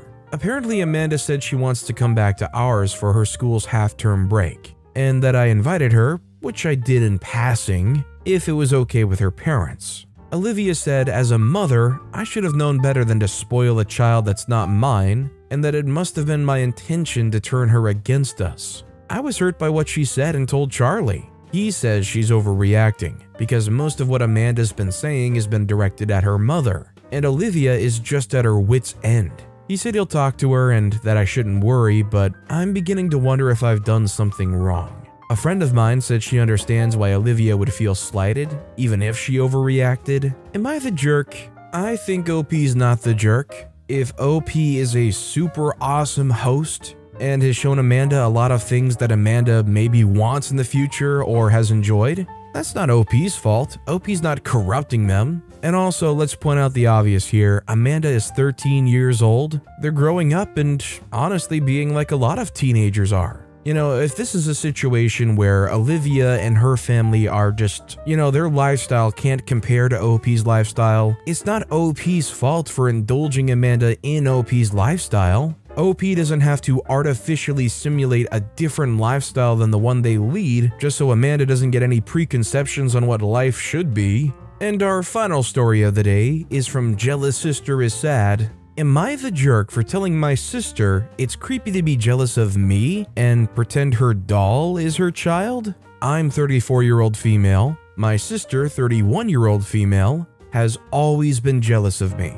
It's put a lot of strain on our family over the years, especially because she tries to displace her feelings elsewhere. For context, I met my husband in college and we were married 9 years ago. He's always been able to support our family of 6 to 4 kids between 7 years old and 18 months, and I've been able to devote myself to my family entirely as a stay-at-home mom. I not only take care of the family, but also go to PTA meetings and am involved in the school community as well. My sister, meanwhile, has none of this. She claims she doesn't want kids and has never been able to make a relationship work. She was in graduate school for a while, but claimed that it made her miserable, so she dropped out, without even finishing a degree. She always says that she's focusing on her career, but what career? She has a job in an industry known for not making any money. Granted, she has a high-level position within her organization, but again, no matter how high she goes, she's never going to make a lot of money. She's also been living with a male coworker for a few years now. Even though they're not romantically involved, she says she isn't interested in a romantic relationship with him or anyone else, and that he feels the same way. Recently, she came to visit. She was telling my husband and I and our parents about a conference that she went to recently and was excited because everyone there seemed to already know who she was. She had recently gotten a promotion. She started going on about it right after I shared how great my kids were doing in school, and it honestly felt very defensive, like she was trying to justify her lifestyle because my family was doing so well. It made me a little annoyed, but mostly sad for her. That night, I caught her video chatting with her coworker/roommate. She has a stuffed dog that he gave her for Christmas named Harold, and she was talking to her coworker as if Harold was an actual baby. "Good night, roommate, I love you, I miss snuggling with you," while making the dog's paw wave. I was completely creeped out. It is not healthy to think of a stuffed animal as your own child, let alone talk to it like one. I confronted her. She tried to laugh it off and said it was just a silly thing she does with her roommate, and refused to acknowledge the deeper issues there. I got frustrated and told her that it was creepy to be jealous enough to pretend a stuffed animal was her child, and that if she had wanted to be a mother, then she should have made that happen for herself years ago, instead of ruining her chances at happiness by focusing on a job. She laughed at me in the moment and said, "Why would I be jealous of you?" Later, my husband told me he thought he heard her crying in the bathroom. Am I the jerk for trying to give my sister a much-needed reality check? I feel like she needed to hear that if she ever wants to have a real family, and not just a literal toy that she pretends is a baby.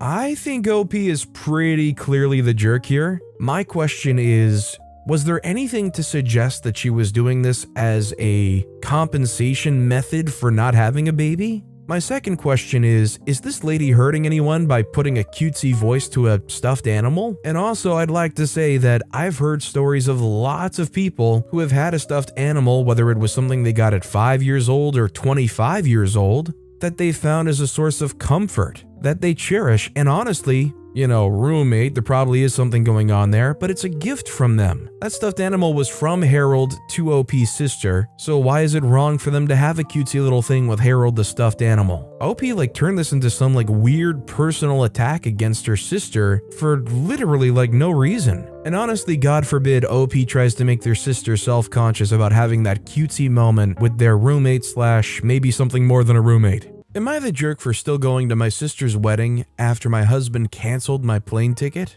Here's the situation. My husband, 36, and I, 30, have 3 kids, 2, 4, and 7. I'm a stay-at-home mom full-time, and I take care of the kids while my husband works full-time. My sister's wedding was last week. We live hours away, which is an issue for my husband. When we first got the invite, he told me that he wasn't going. Then he'll stay for the kids and suggested I do the same. Since the wedding doesn't allow kids, and my husband doesn't want to hire a babysitter after the one we had robbed us. We had gone back and forth on this, but I insisted on going since that's my only sister, and I want to attend what might be a once-in-a-lifetime event for her. He chuckled at my statement, then we stopped talking about it. As the wedding was approaching, he brought it up and told me to miss it and stay with the kids. I suggested that since no babysitters were allowed then, I could get my friend to stay with the kids, but he refused. I ignored him, spoke to my friend who agreed to watch the kids, and booked a ticket to travel to my sister's town in time. My husband found out and went on about how we had work and that the most logical solution is that I stay home with the kids and let him make his living. I told him that I already took care of the kids and they'll stay with my friend. Honestly, I grew impatient. The day of my flight, I dropped the kids off at my friend's place, then headed to the airport. I found out he had canceled my plane ticket. I was upset, but still insisted on going, so I went home and got into my car and drove 4 hours to get to the town. At 5 p.m., my husband called and was freaking out on me, asking where I was. I told him I made it to my sister's town, and he blew up saying I wasn't supposed to go. He even said he canceled my ticket to get me to stay. He demanded I return, but I said not until the wedding was over. He called me a horrible, neglectful mom, then had his mom scold me and accuse me of abandoning my own kids. There was a huge argument that ensued when I returned home, and my husband kept on saying I was horrible to leave the kids and to ignore him like that and do what I wanted eventually. He's giving me the silent treatment as of now, and I can no longer take it. I felt guilty and did not enjoy the wedding at all. Was I wrong for still going? Absolutely not the jerk here. OP is not the jerk for wanting to go to their own sibling's wedding.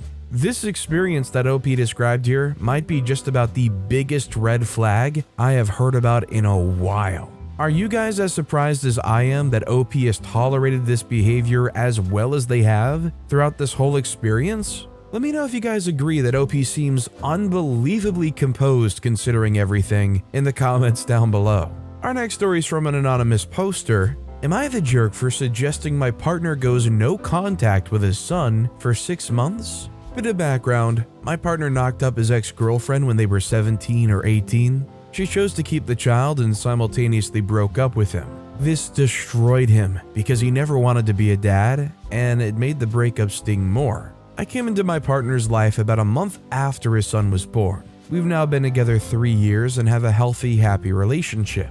Since his son has become less dependent on his mother, we've been taking care of him for a weekend every month or two, as we have a lot of commitments that can't happen if we're looking after him. We also live 2.5 hours away, and his ex doesn't want to drive part way to drop him off. All of these weekends are heck for my partner, and just keep getting worse and worse. He puts on a happy face around his son and his family so that he doesn't hurt anyone or create conflict, but every time we're alone, he breaks down in tears. Recently, his ex texted him accusing him of abandoning his son as we only see him for a few days every 1 to 2 months. She told him he was a terrible person for this, that he needs to step up.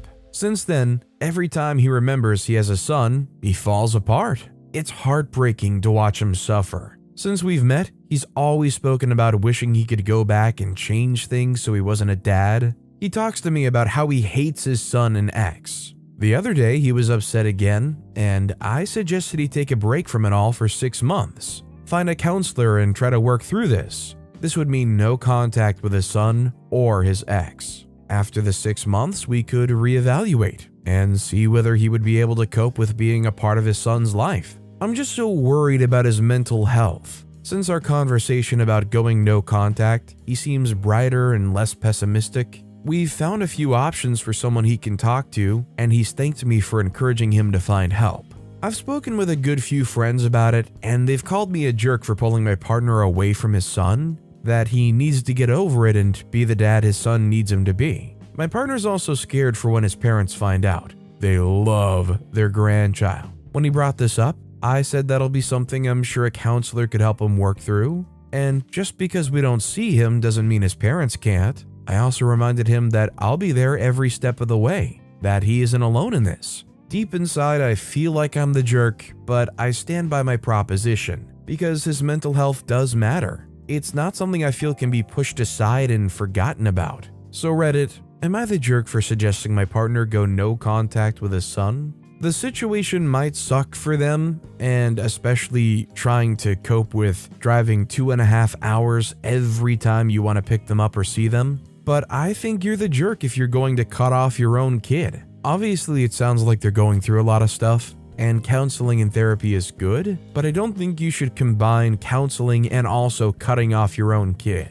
Right now, they're seeing the kid about 20 days over the course of 12 months? That alone is too much and making the father miserable to the point where they have to cut their own kid off? 20 out of 356 is too much and too inconveniencing? I think there's a really big, greater problem here. Our next story is from Wedding SIL. Am I the jerk for telling my sister-in-law that she upstaged me at my wedding? I, 30-year-old female, recently got married to Matt, 30. Matt has a stepsister, Tiffany, 28-year-old female. I've met her less than 10 times in the 5 years I've dated Matt, as she doesn't live nearby and is not close to my husband.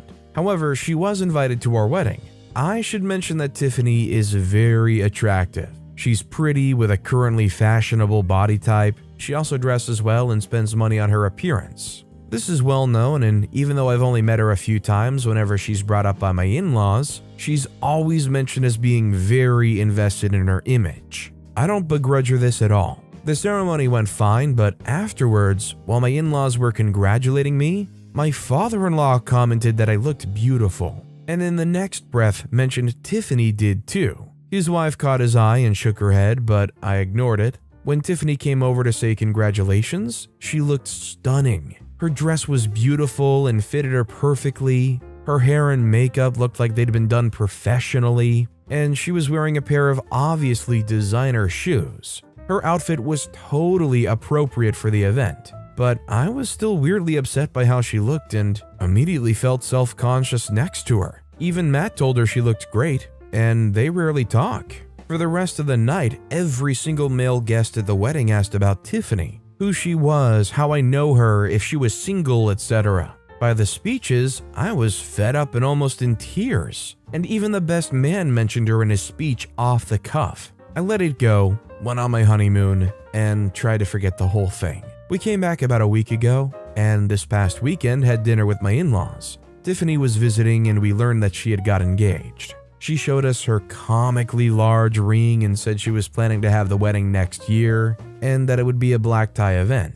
Before I could stop myself, I jokingly said that I was pretty sure I'd already been to her wedding. I was the one in the white dress. She asked what I meant, and I thought there was no point in lying, so I just admitted I felt she upstaged me at my wedding. She laughed and said, "You can't upstage a bride." I asked if I could wear white to her wedding then, and she shrugged and said, "If you think it'll help." She then apologized if I felt her outfit was inappropriate. My in-laws moved the conversation on and we went on with dinner. When we got home, my husband blew up on me, saying I embarrassed him by being petty and jealous of Tiffany. He said he doesn't even like her, but even he knows she can't do anything about what she looks like or the clothes she can afford, and I made myself look bitter and childish, and him by association. I admit it wasn't my best moment, but I thought he would at least understand how I felt given that he heard everyone's comments that night.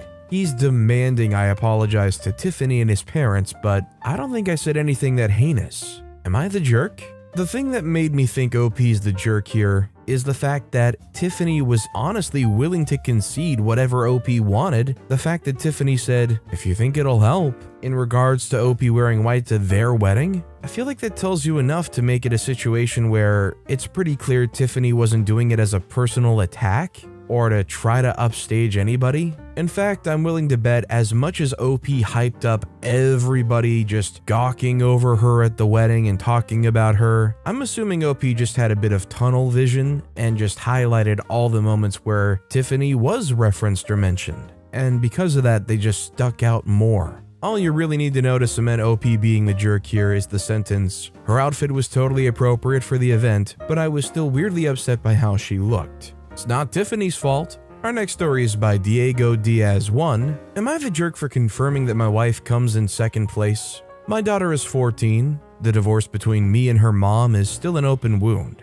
but we try our best to make everything feel as normal as possible with the split. I remarried to my wife Isla. My daughter isn't mean, but she doesn't view her as a mom, which in my opinion is okay, as long as she's respectful, which she is. They do plenty together. They go out, took an interest in cooking together, watching shows together, etc. I told Isla to be patient with my daughter. If something's wrong, I'd expect her to come to me and I'll talk with my daughter to make sure we resolve the issue. But as far as the harsh parts of parenting, that's up to me. So the other day, my daughter came to me saying she wanted to go to her mother's. I asked her why she did because she looked upset. She said to ask my wife. I called her mom and said she'd pick her up, but hasn't heard any issues for my daughter. My daughter's birthday's coming up and we're doing a quince for her. She's very excited. So Isla went to my daughter saying that she wanted to have a quince just with us, meaning without her mother or her family. When my daughter said that she wanted her mom there, especially because of how big a deal this is, and Isla was pretty much trying to force the issue and telling her that she can do one here and just as big, my daughter asked why she's trying to leave her mom out of such an important event. And Isla got mad at her for that and accused her of being bratty, and if she wants her mom so bad, she should go there. I was so confused because what the freak? What argument even is that? First of all, there's a reason she went behind my back and told my daughter. Second of all, she's not my kid's mother, and the more she tried to replace her, the more my daughter will resent her.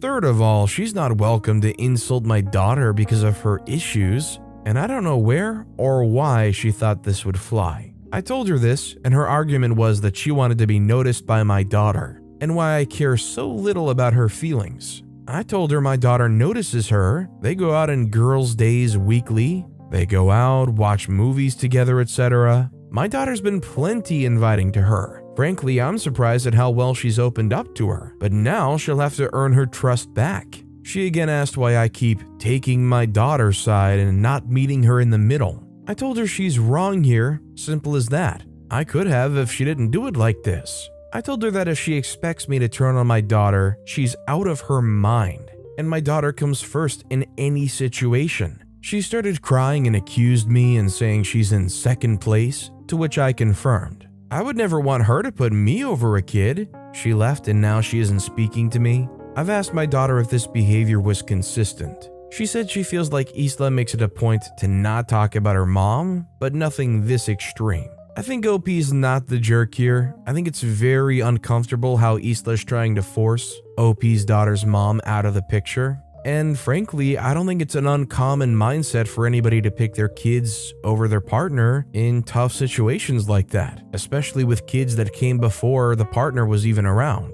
This next story is from Throwaway Wedding Prep. Am I the jerk for blowing up at my sister after she didn't pick up the cake for my wedding? I, female 31, got married a few days ago, and that's when all of this went down. I still feel really upset, and most people who know of the situation are understanding, but some are calling me selfish and a jerk.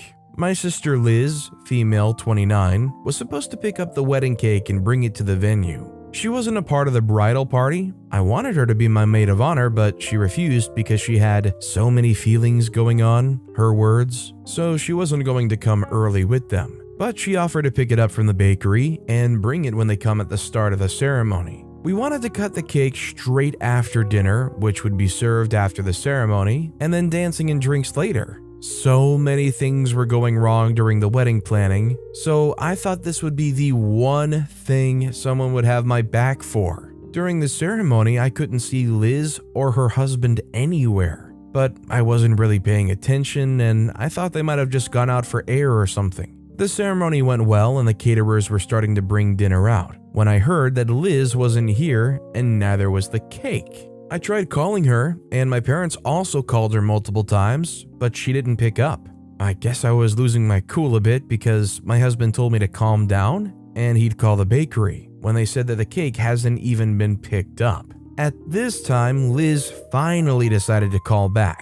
She sounded like she was crying and said she was sorry for not getting the cake. She got caught up with something with her husband. Before I could ask anything, she hung up. I was losing my mind at this point. Yes, I know it might seem a bit dramatic for all this fuss over a cake, but I just didn't want to encounter these sorts of problems on my wedding day. We ended up having to delay the cake cutting until right at the end, after a groomsman literally bolted to pick it up.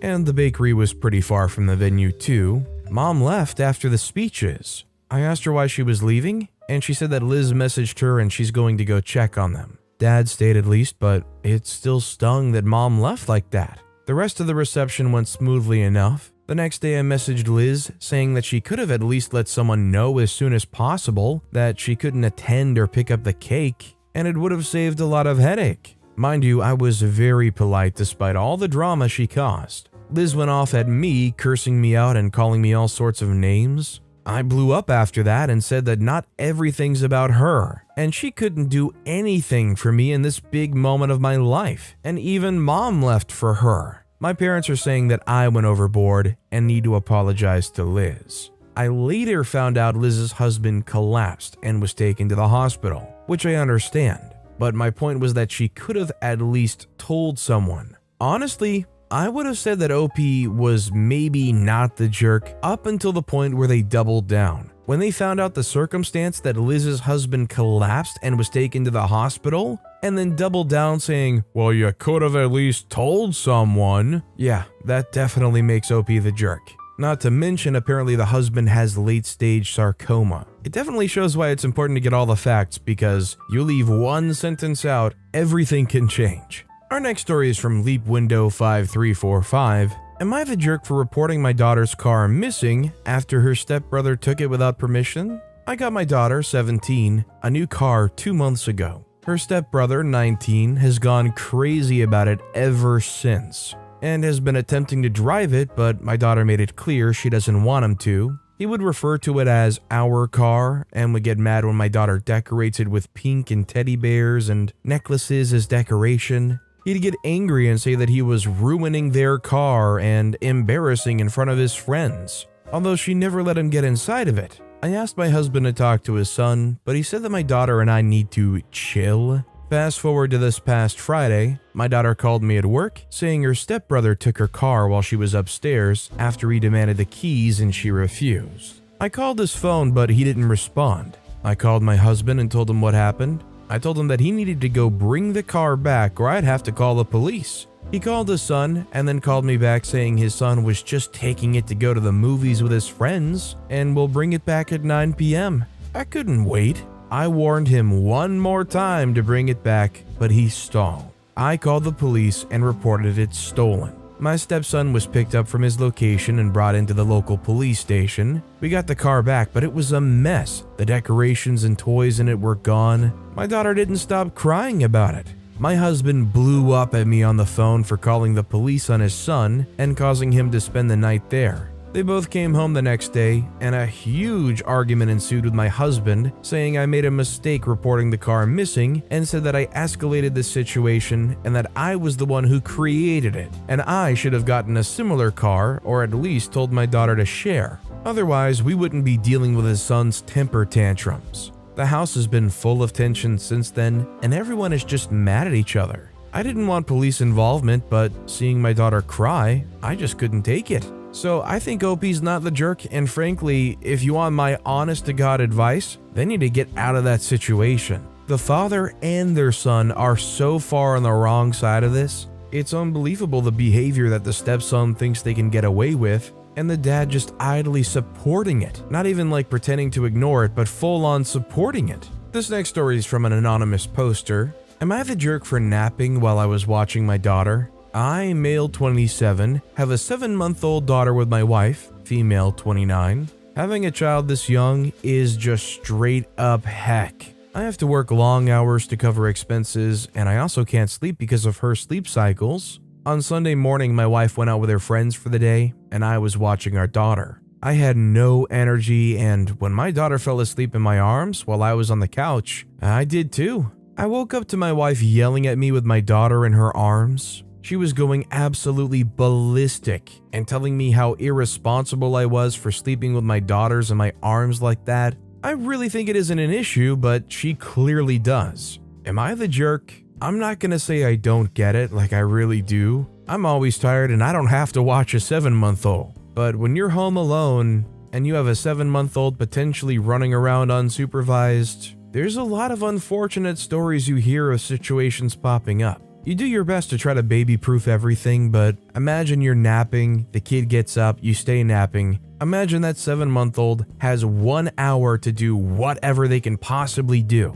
Chances are it probably will work out just alright, but that nap means you're taking a very big chance. They don't even have to get into anything, they just, fall off the couch and hit their head. Also, there's a good bunch of people in the comments that say that there's a lot of horrific cases of babies being trapped, getting wedged between a parent while the parent's resting holding them. This next story is from Begrudged Home. Am I the jerk for telling my neighbor and HOA to stuff it and leave? I, 25-year-old male, own a lakeside property that was legally and officially given to me by my parents. I've been living here for 6 years and have some great neighbors, along with some not-so-great ones. Of all my neighbors, I've only ever had problems with one who lives right next door named Mariette. She first moved in early this summer as she had the former house on her property demolished and rebuilt. My problem started with her over the use of my wood stove and fireplaces. With the temperatures getting colder, I've started to use them daily. My house isn't equipped with any form of heating outside of the wood stove and a fireplace. This means that from fall until spring,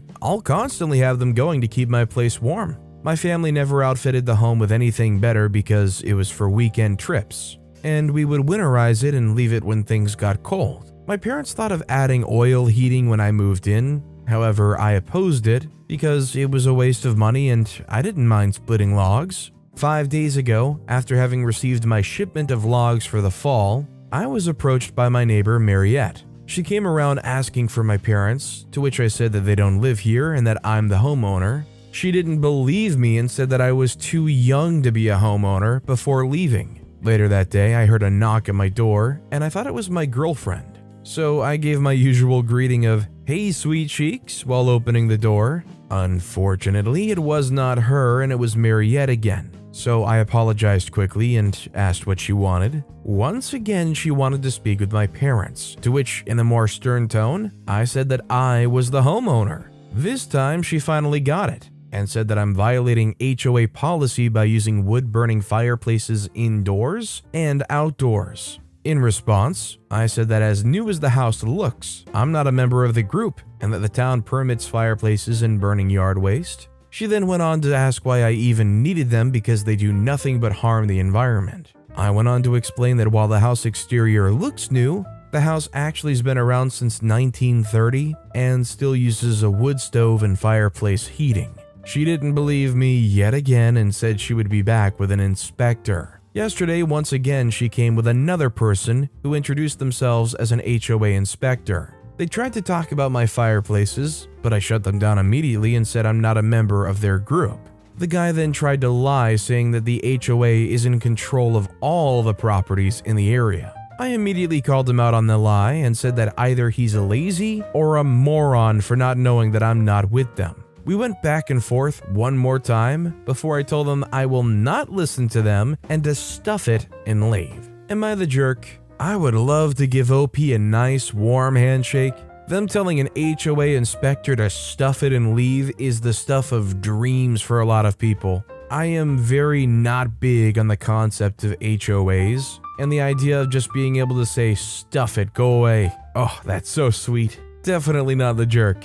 Our next story is from Chocolate Starburst. Am I the jerk for not bringing coffee? I think this is a pretty simple scenario, but I'm not sure, and my girlfriend's mad at me. I've been dating my girlfriend for 4 months. I was on my way to her apartment this past weekend and was running late. I'm not a morning person, so I stopped at Starbucks on the way to her place. When I showed up, she got excited thinking I got some for her, but I told her it was just for me. She got mad. We still spent our day together, but I think me not bringing coffee soured the mood. Am I the jerk for not bringing coffee unprompted? I think OP is the jerk here because I feel like it's an unwritten rule that if you agree to make plans and you're late, especially because you went and stopped somewhere to get something on the way, you get at least a little something for the other person when you go there. Whether it's a donut or a muffin or a coffee, get them something to enjoy. If you're late and you stop for coffee, get the other person a coffee too. Our next story is from OKDisc5109. Am I the jerk for telling my girlfriend the way she talks about her car is weird and embarrassing? I've, 25, been dating my girlfriend, 23, for about 9 months now. When she turned 21, her parents gave her a car, and she decided to name it Angie. I learned all this on our first date when she said, "Angie took me here." I thought that was odd, but I let it slide. Throughout our relationship, she's always talked about her car as if she's talking about another person. When she got a flat tire on the highway a few months back, she called me and said that Angie's shoe broke and has to get a new one. When she goes to the car wash, she describes it as giving Angie a bath. This all came to a head this weekend when me and my friends went out drinking and my girlfriend offered to be the designated driver. We were out for a couple of hours and I admittedly got a bit too drunk. When my girlfriend came to pick us up, she said she's stopping at the gas station first to get Angie something to drink. This is where I may be the jerk.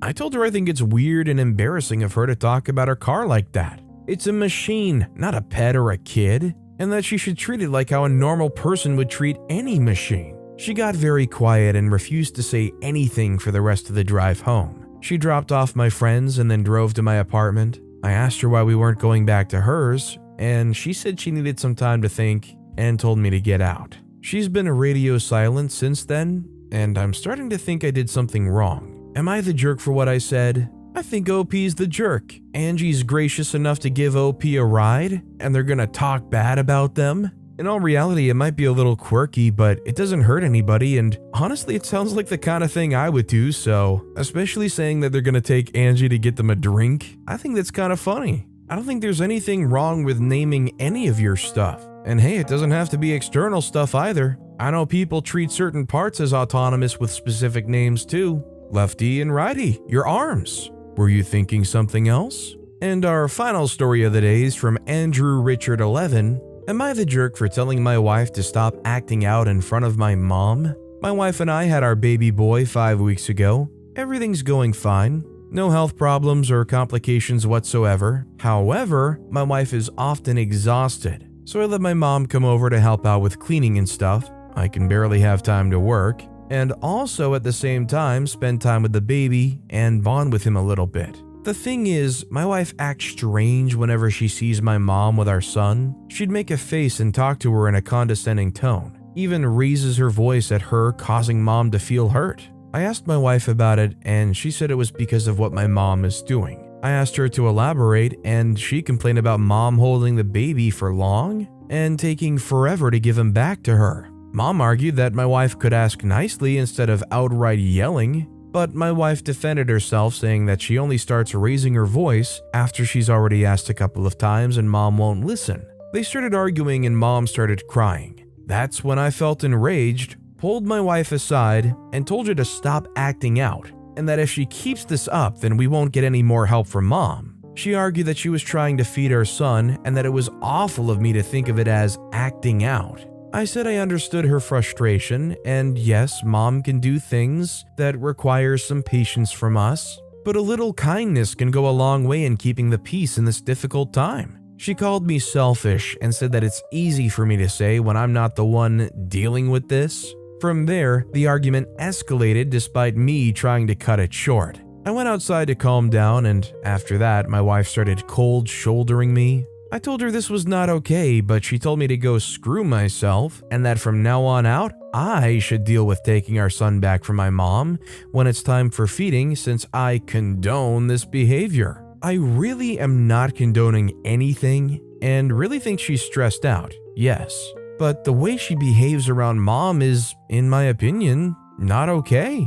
It would be nice if everybody treated everybody in a patient, calm, responsive way. But I think OP is the jerk here, and when I said calm, responsive way, the key word there is responsive. OP's wife, the mother of the baby, said, "Can I have my baby back?" They said it again, probably said it 3 times. How many more times should they have to ask before it's acceptable to start getting a little frustrated, a little louder? Give the mother her baby back when she asks, and it wouldn't have been an issue. OP's just a little too mama's boy in this situation. Am I the jerk for not inviting the next door neighbor girl to our backyard party? We live on a block filled with kids. Every now and then I like to get a bounce house and throw a little backyard party for them. I threw another one last week. I want my sons to have good memories with his neighbor kid friends because they all go to different schools. I told the parents about the party, and that was lieu of an invite. I didn't invite the 8-year-old girl who lives next door. Why? My freaking God, she screams over everything. It's not even a scream, it's ear-piercing screeching. I cannot stand it. I can tune out the loud sounds from my 7 and 9-year-old boys and their friends, but not that girl screaming. It's like she sees a bug, she screams. She thinks someone's chasing her, she screams. She jumps off a swing, she screams. I'm pretty sure it's for attention, but I can't spend my Saturday listening to it in my backyard. Like, I'd end up yelling at her, and I don't want to do that or come across like an angry dad. Her parents did ask me if something was wrong because she wasn't invited. I bluntly told them that I just can't take the screaming. They said she's no more louder than any other kid. No, she's much louder. I told them I didn't want to discuss it any further. If and when she can stop her screaming, then I'll be more than happy to invite her to my backyard parties. They were deeply offended. I'm not looking for suggestions to abate her screaming or possible explanations for her screaming. I just don't want to hear it or be around it. Some people might say that OP's insensitive for excluding the kid because of their tendency to be loud and screamy. You know, maybe if this was a situation where OP's kids were like, please invite her, like they were the best of friends, then maybe you could say OP's the jerk. But it's OP's party that OP's hosting themselves. They have every right to not invite anybody for any reason. What do you guys think? Would somebody be the jerk for not inviting a kid to the kid's neighborhood party because the kid just can't stop screaming? I'd like to know what you guys think in the comments down below. Our next story is from Monica Rogers 099. Am I the jerk for walking out of my baby shower after mother-in-law denied me food? Before I start, I'd like to say that I'm a bit of a big girl.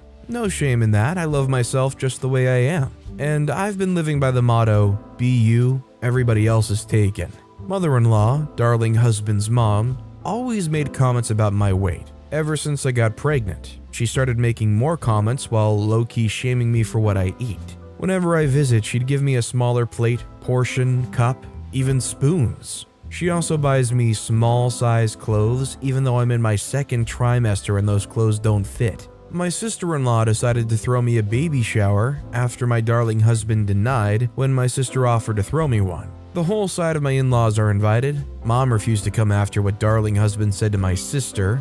Another story for later. I got there and mother-in-law was in charge of serving food to the guests. All that was served was cakes and juice. I got hungry from talking and I got up to eat some cake. The second I put my hand on the cake, mother-in-law grabbed my arm and said that I'd gained enough weight already and that if I keep this up, her son will not be happy living with a large walrus. I was shocked. I didn't know how to react, especially since she said that out loud. She looked at me in a sorry, not sorry kind of way. I put the cake down and grabbed my stuff and started walking. Her daughter stopped me saying I can't leave mid-party and embarrass her like that. I told her to tell her mom to leave if she wanted me to stay, but she went off and said, "Are you crazy? She's my mom. You want me to kick her out in front of everybody?" I turned around and kept walking. I called mom to come pick me up and went home. Darling husband came home looking furious. He asked me to explain what I did at the baby shower and why. I mentioned what his mom did, and he started ranting about how I screwed this up over something so minor.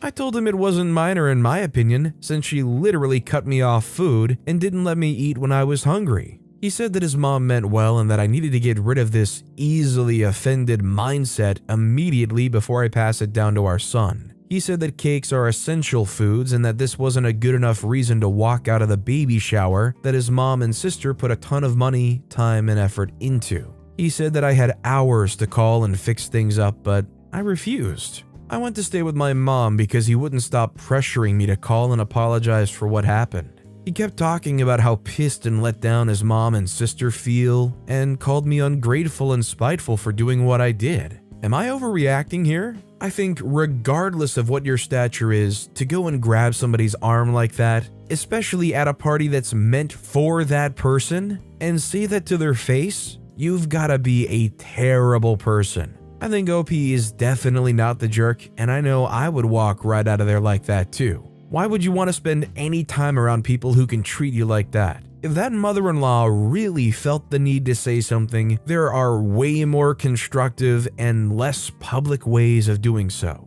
You know, handling the whole thing from a place of love and concern, not snatching their arm in front of everybody and calling them a walrus. Also, I wish OP the best of luck with their husband because they seem like they might still be breastfeeding, the way they're latched onto their mom like that. Our next story is from Mango Dude 4533. Am I the jerk for refusing to put my daughter's future stepdad on school emergency contact list? I'm going to make this short. I'm a single dad of 2 girls, 5 and 7. They go to the same school, and their mom and I take turns in picking them up and dropping them off at school. Their mom started dating this guy, Sean, exactly 4 months ago. He's moved in already and is living with the girls as well at their mom's place. I got a call from their mom the other day asking me for my approval to put Sean on the girls' school emergency contact list. I laughed at first thinking, what the freak, you serious? The freak should I do that for? She got pissed and said, well, he bought a new car.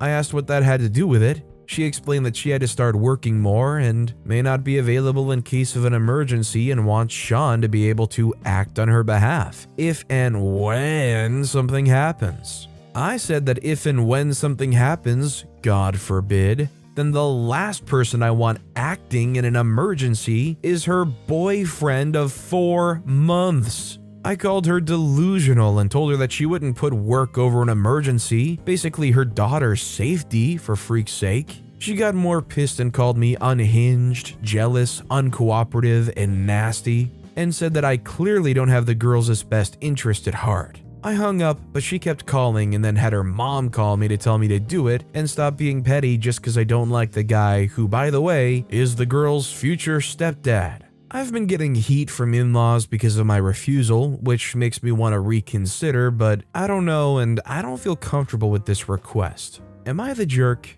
I don't think OP's the jerk here. 4 months is not long enough for this kind of substitute dad behavior. Let alone the fact that I would be freaked out knowing my young daughters are living in a house with the boyfriend of 4 months as well. I mean, you don't know anything about this dude. He might seem like the most swell guy, but at the same time, you don't know. I mean, how many times have there been stories where everybody who knew somebody thought they were a swell person and they turned out to be a total monster behind the scenes? It's just way too soon, probably even for moving in, especially with the young kids around, and much too soon to list them as an emergency contact. Do a grandparent, do a aunt or uncle, not a 4-month boyfriend. I think OP is not the jerk. By the way, if you're enjoying these stories, make sure to hit those like and subscribe buttons down below so you never miss any of my daily videos. This next story is from Throwaway24 Gondorian. Am I the jerk for fat-shaming a friend back to make her stop commenting on my appearance?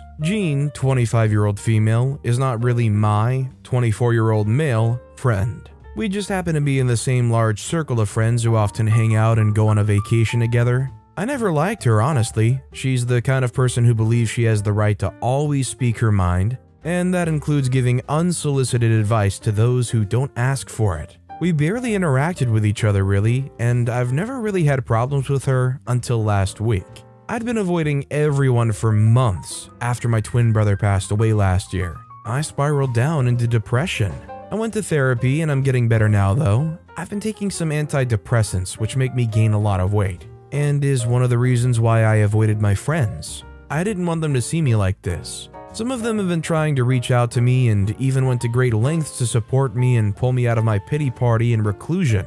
We were having dinner at a friend's last week, and Jean just could not stop making remarks about how different I looked and how big I was, which I found hilariously ironic, since she herself has been struggling with obesity and body image for years. She said I looked like a totally different person, should shave my face, etc. At first I ignored her. Some friends even told her to give it a rest. But apparently she had decided that my appearance was the most interesting subject to talk about while merrily sipping some wine that afternoon. Then at one point she said, "Remember when Chris Pratt was fat? That's you. You look just like him now, the fat Chris Pratt." On the spur of the moment, I calmly replied, "I've been taking some medicine that makes me gain weight. What's your excuse?" She looked stunned, her face went red, and then she quietly went into the next room. She never bothered me again for the rest of that evening. Most of my friends don't really blame me. They think she had it coming, but some think I went too far by fat shaming her back. Am I the jerk? I think OP's not the jerk here. I think there's only so much somebody can tolerate and take before honestly you just need to say something that makes them wake up and realize maybe you've been blabbing your mouth and being a bit of a jerk. I just hope beyond this point that OP can take it in stride, let it not bother them. If they're in the same friend group again or they see each other again, don't even reference it, don't apologize for it, act like that exchange never even happened, and hope that they do the same. Our next story is from 27 Dresses in Maine. Am I the jerk for not kicking my best friend out of my wedding after she spilled a drink on my sister-in-law at my wedding? Around 3 months ago, I, 25-year-old female, got married to my husband, 27-year-old male. I've been hearing about this from my in-laws non-stop. My husband has a younger sister, Alice, 22-year-old female, who, in my opinion, is a total brat. Alice had some type of childhood sickness, but she overcame it. However, his parents were extremely lenient with her to the point where she cannot be corrected in any form without it being a big deal. She's been let go from multiple jobs because of this, and she doesn't have many friends and always has to be the center of attention.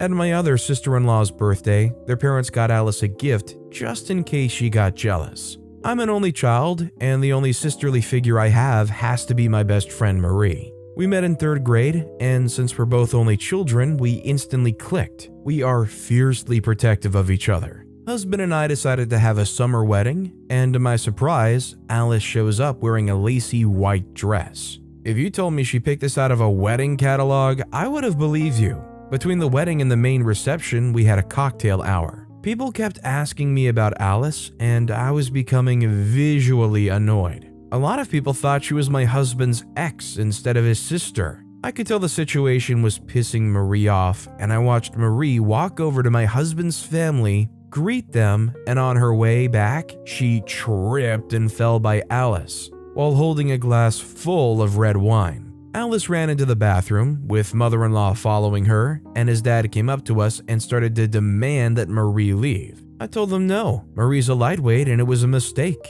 Husband backed me up and said that since Marie is thin, she can't handle as much alcohol, but we'd make sure she's sober up before the reception. At the reception, Alice was wearing a beautiful green dress brought to you by Ross, and Marie magically felt better. My in-laws have been bringing up the incident non-stop, but I have a hard time feeling bad, even though I know it wasn't an accident. I mean, it sucks that the dress probably got totally ruined, but let's be real, they showed up to a wedding in a lacy white dress. They were asking for it. I think OP's not the jerk, and honestly, even if morally it's not the high road to take, I feel like a majority of people in the same situation would do the same thing. This next story is from Cherry89S. Am I the jerk for guilting my husband into flying my mom here early so that she could be in the room when I give birth, even though we agreed it would just be the two of us? Originally, the plan was for it to just be me and my husband in the room while I give birth. The closer I got to my due date though, the more scared I felt. I don't know why, but I just started freaking out one night because I wanted my mom badly. My husband tried to calm me down and get me to go back to sleep for ages, but I couldn't calm down until he called my mom and arranged for her to fly here ASAP. I ended up telling my husband I wanted her in the room while I gave birth at the last minute. Recently, my sister-in-law, who I usually have a good relationship with, pretty much chewed me out for guilting my husband into flying my mom here and changing the plan without asking him what he wanted. She told me I'd made my husband feel awful and useless, and that if I cared about him, I should have made sure he was okay with my mom being in the room with us instead of guilting him into that too. Honestly, she struck a nerve and I got angry at her, so I kicked her out. We haven't spoken since, even though she comes often to see my son. Am I the jerk? I think OP's not the jerk. I mean, I can understand why the husband might feel maybe inwardly disappointed that maybe their presence doesn't feel enough to comfort OP, but I think giving birth is a legitimately scary thing, and if your mom is a comforting presence, I think you have every right to want her to be there, even if it's the last second thing you realize you actually really do want. When the husband's the one that has to go sit in the stirrups or whatnot and give birth, then you can have a little bit more leeway. I will say though, at least the husband went and did it and got the mom there. I don't know why the sister is the one that's like being the middleman here. Our next story is from GranAd9559. Am I the jerk because I won't cover for a guy at work who says we aren't friends? I, male 27, am a single dad, my son is 3, and his mom isn't in the picture. This summer, it just happened that both sets of grandparents were out of town and I had to take a week of PTO to chill with my son. No problem, I loved it. When I got back to work, however, there was a bunch of stuff that didn't get done by my work partner. He and I have very different lifestyles. He still spends his weekends partying and having fun with his boys. I work and take care of my son. He was too busy to do it. He's been with this company for 18 months, and before that, I did both jobs for over a year. Doing a couple of extra things would have added an hour or two to a pretty slack week. Sorry man, I had my own stuff and it's not like we're friends. It's fine. I literally got caught up in the first day and went on with work.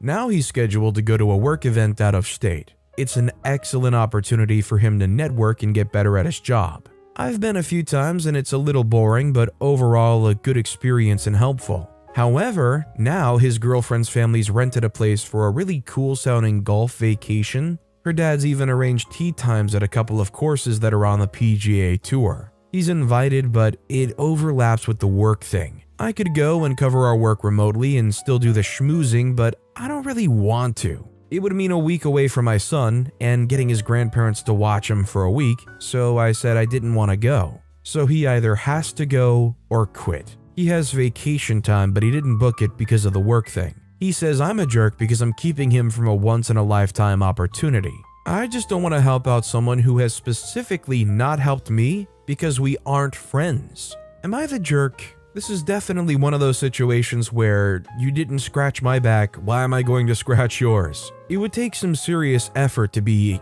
colder to a person. Like straight up saying, well, we aren't friends, so I'm not helping you out. You can't say that to a person and then hope that they're going to help you out in the future. I think OP's definitely not the jerk. Our next story is from Sharp Bluebird 7566. Am I the jerk for not financially helping my stepdaughter through college? I'm married to my husband of 4 years, and we have kids similar in age from our previous partners. My husband has a daughter Susie, female 21, and I have a daughter Lynn, female 19.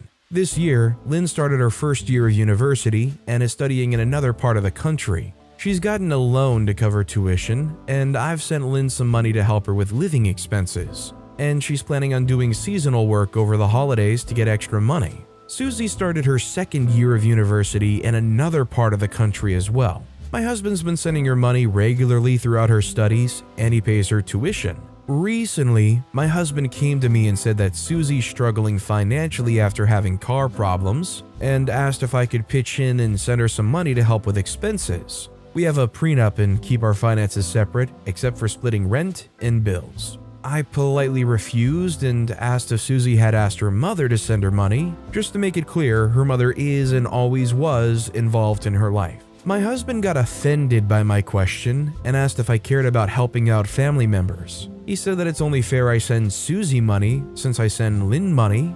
I pointed out that he doesn't send Lynn money, He said that Lynn isn't struggling and got really mad and accused me of playing favorites. I thought this was really out of the blue and told my husband that both Susie and Lynn have one parent that's financially helping them by sending them similar amounts of money, so it's not like their levels of support are really all that different. My husband wasn't having it. He called me selfish and said that I'm being a garbage step-parent. I'm sorry, but the kid was already 17 years old when you came into the picture. How likely is it that you bond with a 17-year-old kid that already has two other actual parents that are still both actively in their life and get to a point where you have such a connection that you're going to be sending them hundreds of dollars a month? I think this is a situation where if OP doesn't feel comfortable with that, they're not the jerk for not sending that money. I'm wondering if this is something that's more generated from the husband side of things instead of the daughter. Like maybe the husband is actually struggling themselves to hold up some cash, or maybe they want a little access to some of that money that OP is throwing around to their daughter. This next story is from throwaway AITA 929229. Am I the jerk for not letting my kids go out of state with their dad? We have a court order in place for custody. The kids live with me during the week and 1 weekend a month. My ex asked me recently if I would switch weekends with him before the kids' fall break. I said okay to accommodate him, and he didn't give me any additional information. Well, I find out last week from my kids that he and his significant other are taking my kids to Miami out of state for their break. I immediately told the kids there was no way I was letting them go because their dad didn't ask me or inform me of this, and that their dad isn't even paying me child support right now and can somehow afford to take them all in vacation out of state. I don't think the kids care that much as they didn't argue with me. I'm revoking the change in weekends so we can't take the kids anymore, as he never sought my permission in the first place. And now he's flipping out at me saying there's nowhere in the order stating he needs to get my consent to take the kids out of state, just out of country. That I'm ruining an experience for the kids, even though they didn't argue with me over it, so they probably don't care, and that his now significant other who paid for the trip is out $2,000 as they can't go anymore. To me, that's their fault for not asking me before planning the trip. I think both sides are fallible in this situation. I think it should have been mentioned, I think it should have been cleared. But I'm kind of wondering, did they not tell OP because there's no way OP would let them for no good reason? I think OP finding that out and immediately cutting it down and saying, no, you have to ask me, and then saying, oh, well, they're not paying me child support, even though this is a court-ordered custody agreement. It just seems messy all around from both sides. I think both sides are jerks. I mean, think about the kids' experience here. Just because the kids are stoic? If anything, maybe that means they saw you arguing all throughout their childhood, let you shuffle them around like the pawns they seem to be. OP's more focused on the ex rather than the kids themselves. I think overall this is a very messy situation, and I feel like a lot of people are going to feel pretty differently on this, but I think both sides are at a fault here. Our next story is from Not Really a Houseplant. Am I the jerk for making mother-in-law sad in order to correct misinformation about my fam? My boyfriend, both 30s, has made comments here and there about my family to his mom that are basically small lies in order to make her feel better. For example, explicitly or implicitly, that my siblings and I aren't close, that my family isn't close, that I don't like seeing my family, etc., all of which are very untrue. He does this because I don't visit his family very often, so he basically explains that I'm not close or comfortable with any family, but also because it makes her sad and jealous to hear about any other family get-togethers. I won't get too deep into it, but she's not an easy person to like, which is why I don't visit often, and in-laws have very strained to estranged relations with literally every other family member, including their own children. So mother-in-law is both difficult but desperate for family relations. I've told him to stop, and he stopped the blatant lies that I'm not close to my siblings, but he'll still answer her questions. For example, about Thanksgiving plans. Her family's just going to have a small quiet dinner and then we'll all leave early. Basically his family's Thanksgiving. So after that particular Thanksgiving comment, I corrected him.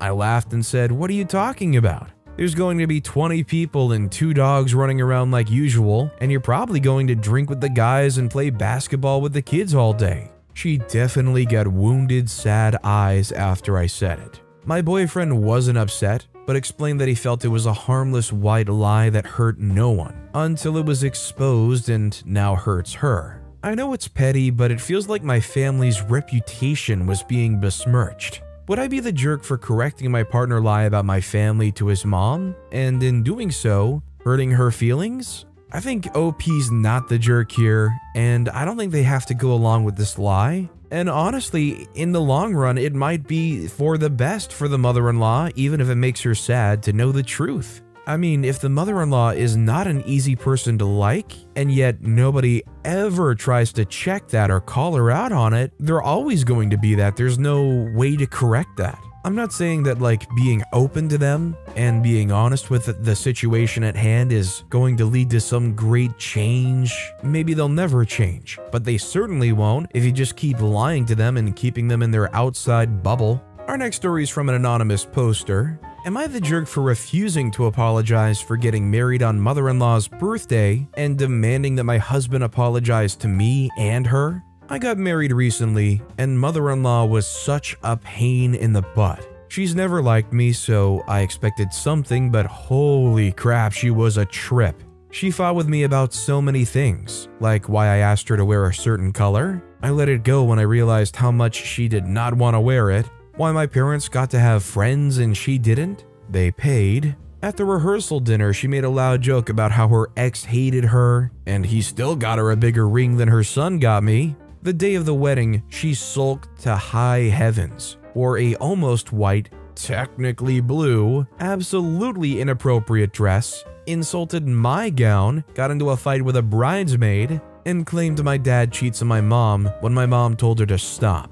Now, mother-in-law sucks, but she usually isn't this bad. I tried talking to her, but she would just not answer. I mean, she would not speak and was just glaring. Finally, towards the end of the night, she asked if she had permission to leave, or is she not allowed even a few hours to herself on her birthday? I was shocked and asked if it was really her birthday. My husband was like, oh crap.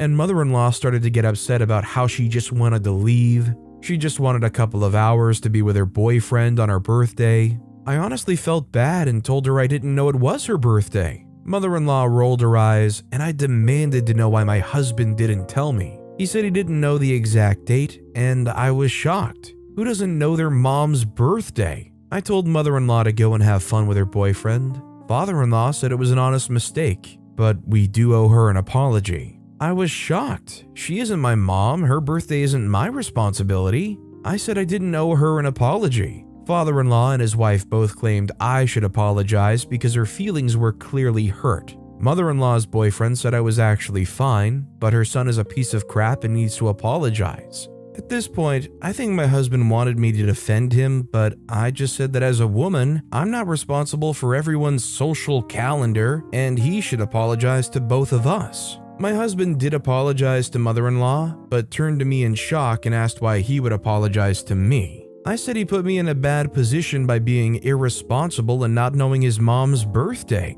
He caused drama at our wedding and probably made my strained relationship with his mom worse. He refused, and we decided to just agree to disagree that night and not ruin the wedding, but he still thinks I was cold and heartless with what I said to him. I think OP's not the jerk here because, let's be real, a lot of us would probably not know or easily forget our father-in-law or mother-in-law's birthdays. And this was by far 100% one of those situations where something gets scheduled well in advance and somebody has plenty of time to point out the obvious that it's their birthday, but they would rather wait and hope that somebody notices or calls it out, rather than just suck it up and point out, hey, it's on your birthday. And our final story of the day is from one-star Redditor. Am I the jerk for telling my sister she's a fat, bitter witch? I, 25-year-old male, have been living with my wife, 24-year-old female, for 3 years. She's been my wife for 2 years and girlfriend for 5. My wife is a fairly thin woman, which she's severely conscious about.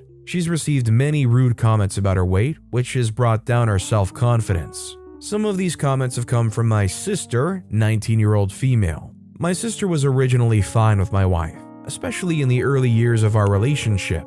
But the past few months, she started commenting on my wife's weight. She would make comments such as, "Oh, is that all you're going to eat?" whenever my wife would fill a plate, and things such as, "Be careful, it's windy outside and you might get blown away," whenever the weather was bad. I think I should mention that my sister's gained a noticeable amount of weight recently. I'm not trying to accuse her of anything, but could it be possible that she's jealous of my wife? I've discussed this multiple times with my parents, stating how these rude comments make my wife uncomfortable. They excuse it as my sister being an edgy teenager and going through a phase. I've decided not to discuss the topic anymore to them. Whenever I bring the conversation up to my sister, she disassociates from it and completely ignores me. I tried to ask if she wanted to talk to me about anything, see what was causing this behavior, and she shut me out. My wife and I have slowly started talking to her less, but we can't completely cut her out of our lives since she's family.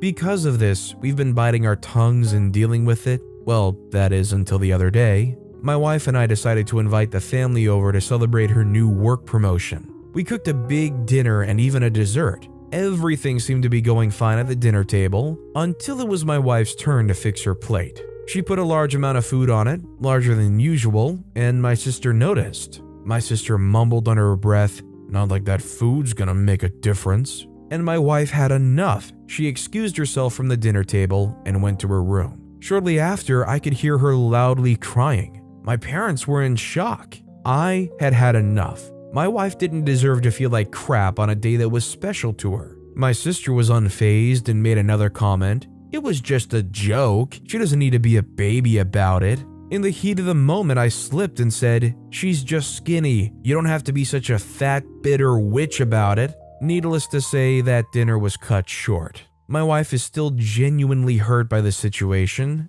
I don't think she knows about what I said to my sister. My mom called me the jerk and my dad said I should know better. I've tried reaching out to my sister, but she wants nothing to do with me. I'm starting to feel bad about what I said. Am I the jerk?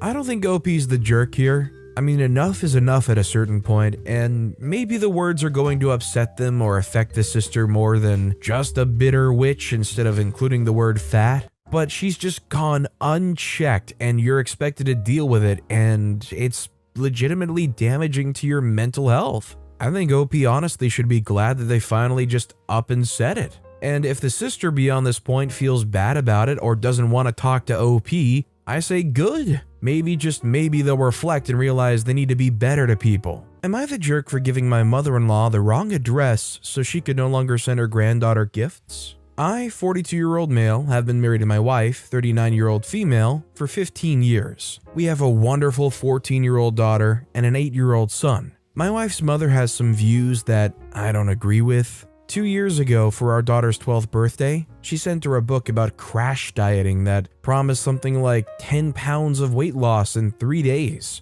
Our daughter was devastated because the underlying message was as clear as day. It was a month until she started eating a whole plate of food for dinner again. Our daughter's a healthy girl. She's highly active, studious, and most importantly, happy. Her grandmother believes that she's not reaching her full potential, whatever that means, and thinks that she'll be on the front covers of some magazines if she can just shed some weight. Since she made these views clear to me, I've made it my mission to block any unsupervised contact, and this includes gifts. About a month ago, with my daughter's upcoming 14th birthday, Grandma texted me asking for our new address. Normally she would ask my wife, but since she didn't answer within 10 minutes, she texted me instead. My wife would have given her a real address, but I was able to respond first with a fake one and tell my wife no response was necessary. I couldn't guarantee that I'd be home to intercept any gifts, and my daughter would open something addressed to her. I gave her some numbers or a street somewhere that I wasn't even sure existed.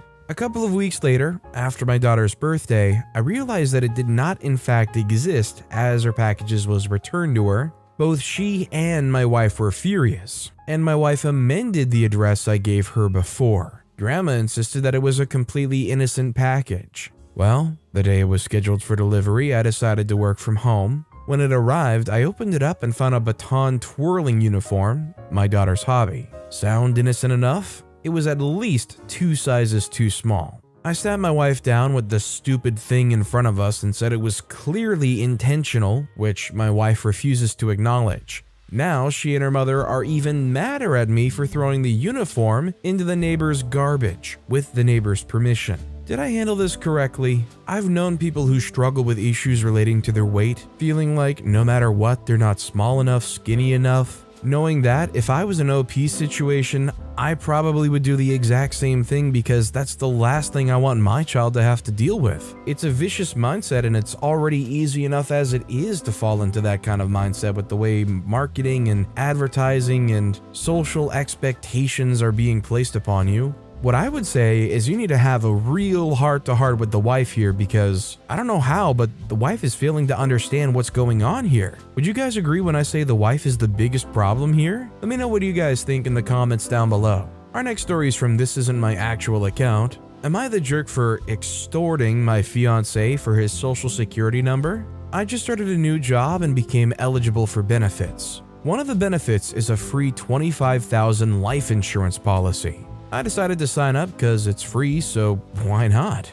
I put the primary beneficiary as my dad and the secondary as my fiancé. If it pays out, it would pay out 50-50. They needed the beneficiary's info, name, date of birth, contact information, and it asked for social security number too.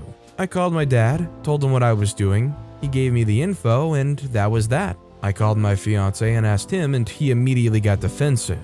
Why do you need that? What is this for? Valid question, but I had told him at the beginning it was so he could be a beneficiary to my life insurance policy. This isn't some scam, it's through our HR health benefits. He refused to give it to me and was getting angrier and more upset the more I pushed for it, until finally I gave up and just didn't add him because it wouldn't let me add him because the social security number was a required field. When we got home, I asked him what the big deal was, and he basically said that information is his information, and he's not giving it to me. I pointed out to him that since we're getting married, I will at some point likely need his social. I pointed out that he wanted to be added to my insurance after we got married, his job doesn't offer any, and that I would definitely need his social security number for that. Bank accounts, mortgages, credit cards. I'm not posting it on the internet. It's so he can get money in the event I die. Anyway, long story short, we argued.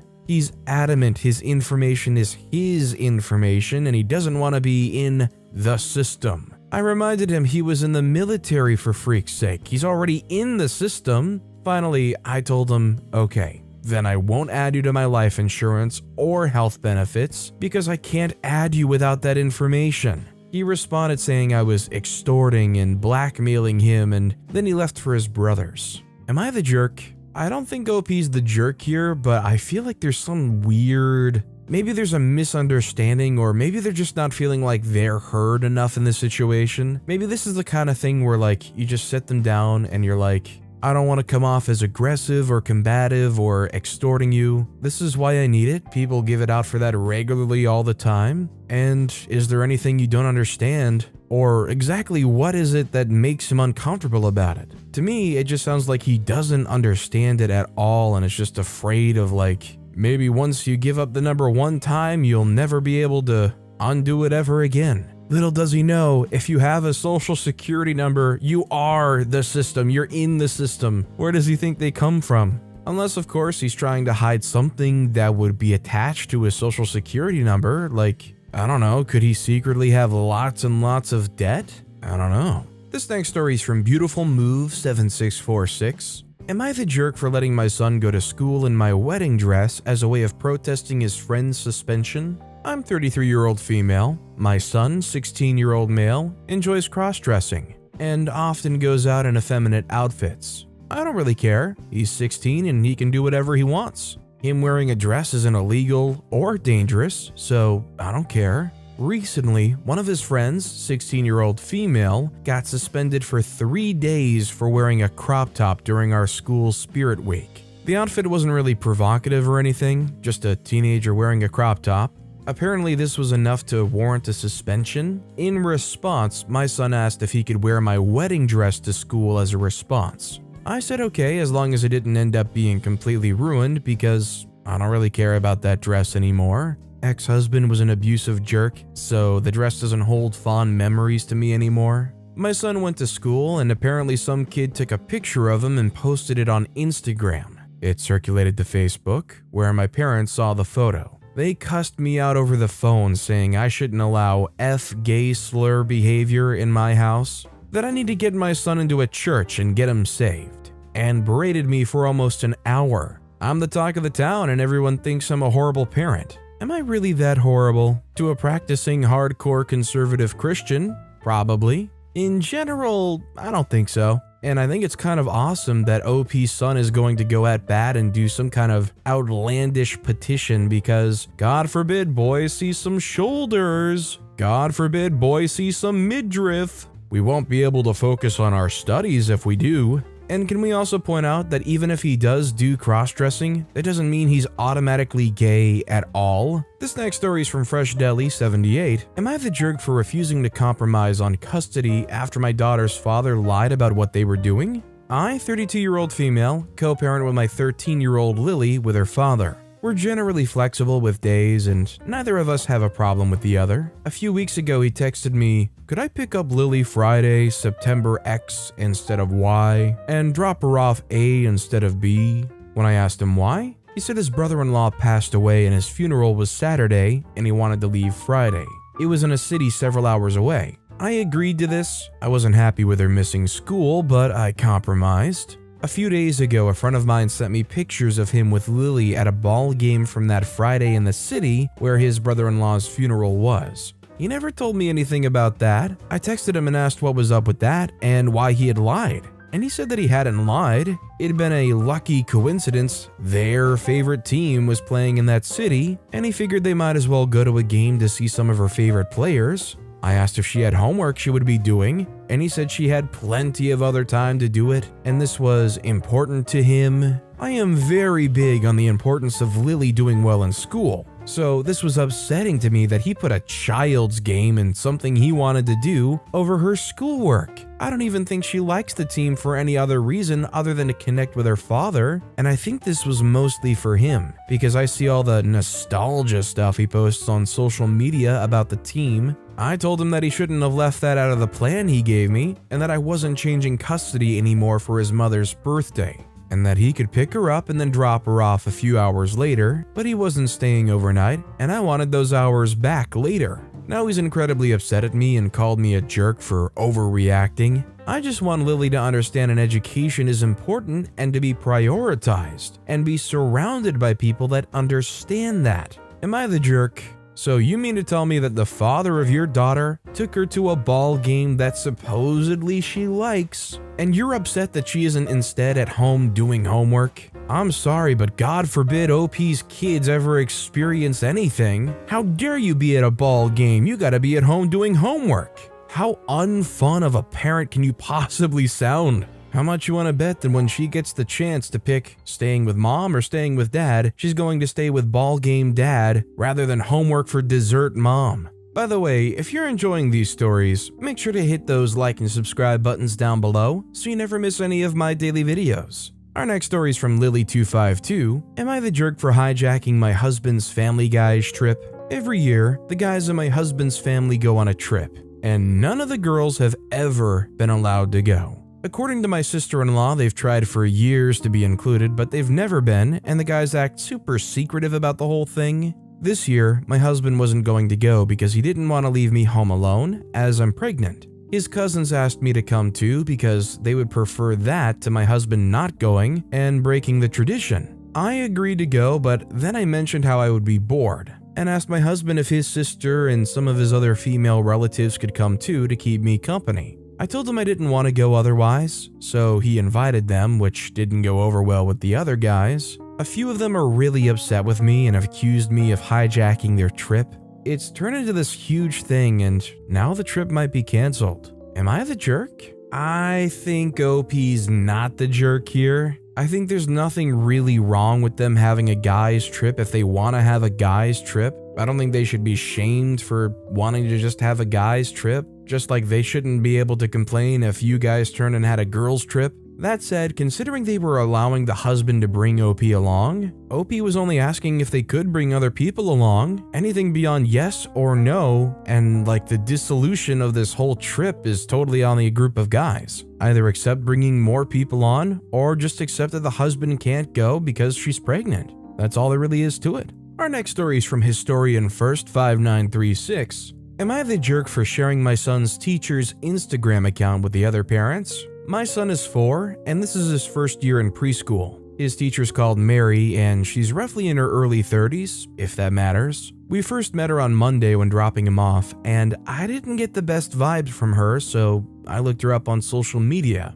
She posts provocative photos and is very active politically, going to marches and events and stuff like that. The vibes were already far from immaculate, but what I saw made me dislike her even more. I talked it over with my wife, and we decided to ask some of the other parents what they thought of her. We reached out to them and created a WhatsApp group where we started talking, and I shared her account there. It wasn't well received from most parents either, mostly because of the provocative photos. Nothing happened for a couple of days, but a fellow parent kept tracking her account, and she saw that she had uploaded a selfie with 3 of her students on Thursday. The parents were furious about that, and they went to the district supervisor first thing Friday morning. Since I was the one who started the group, he called me to confirm and hear my side of the story, and he asked me if I would come to his office in the evening. I did. She was there along with a few other parents, and we all started talking and trying to explain the issue. Voices were raised, and at one point, she started accusing me of stalking her,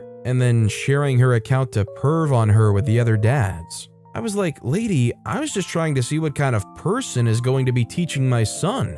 But she wasn't having any of it and kept arguing. Things escalated even more, and the other parents demanded that she be removed from the class. I didn't outright concur or join with them, but I didn't object either. The supervisor ordered her to take down the photos, along with any she had uploaded from her previous students, but he didn't reach a conclusion. Rumor has it that he's considering placing her in another school because the year just started, but we'll find out on Monday, I suppose. Anyway, was I the jerk here? Should I have just kept my worries to myself? I think OP is a huge jerk for going around and trying to find somebody's private profile. I think one of the most disappointing things about teachers is the realization that it seems like people kind of expect them to just always be in teacher mode. In this day and age with social media, it seems like teachers are expected to act like Mr. Rogers 24/7. That said, this is a situation where everybody is the jerk here only because the teacher was dumb enough to post pictures with kids in them on their social media. That should never happen. Our next story is from Sands 2019. Am I the jerk for installing a lock on the bathroom door after my brother-in-law kept barging in? I'm female 25, my husband's, male 30, brother, male 33, moved in with us after his divorce a few weeks ago. The problem I have is that he started barging into the bathroom whenever I'm using it. He never knocks or anything. Another thing is that he only does this when it's me in the bathroom, not his brother. I told my husband about what I'd noticed, but he laughed it off and called me paranoid. It was embarrassing because his brother would see me exposed and it made me uncomfortable. My husband said he spoke to him and he apologized, but did it again. When my husband and I got married, we promised to not have locks or lock each other out of any room, so the bathroom didn't have a lock. I was really considering getting a lock, and I let my husband know that if his brother walks in on me in the bathroom one more time, then a lock will be instantly installed. He didn't say anything. Well, yesterday, brother-in-law walked in on me showering. He knew I would be in the shower, but barged in, claiming he needed to pee.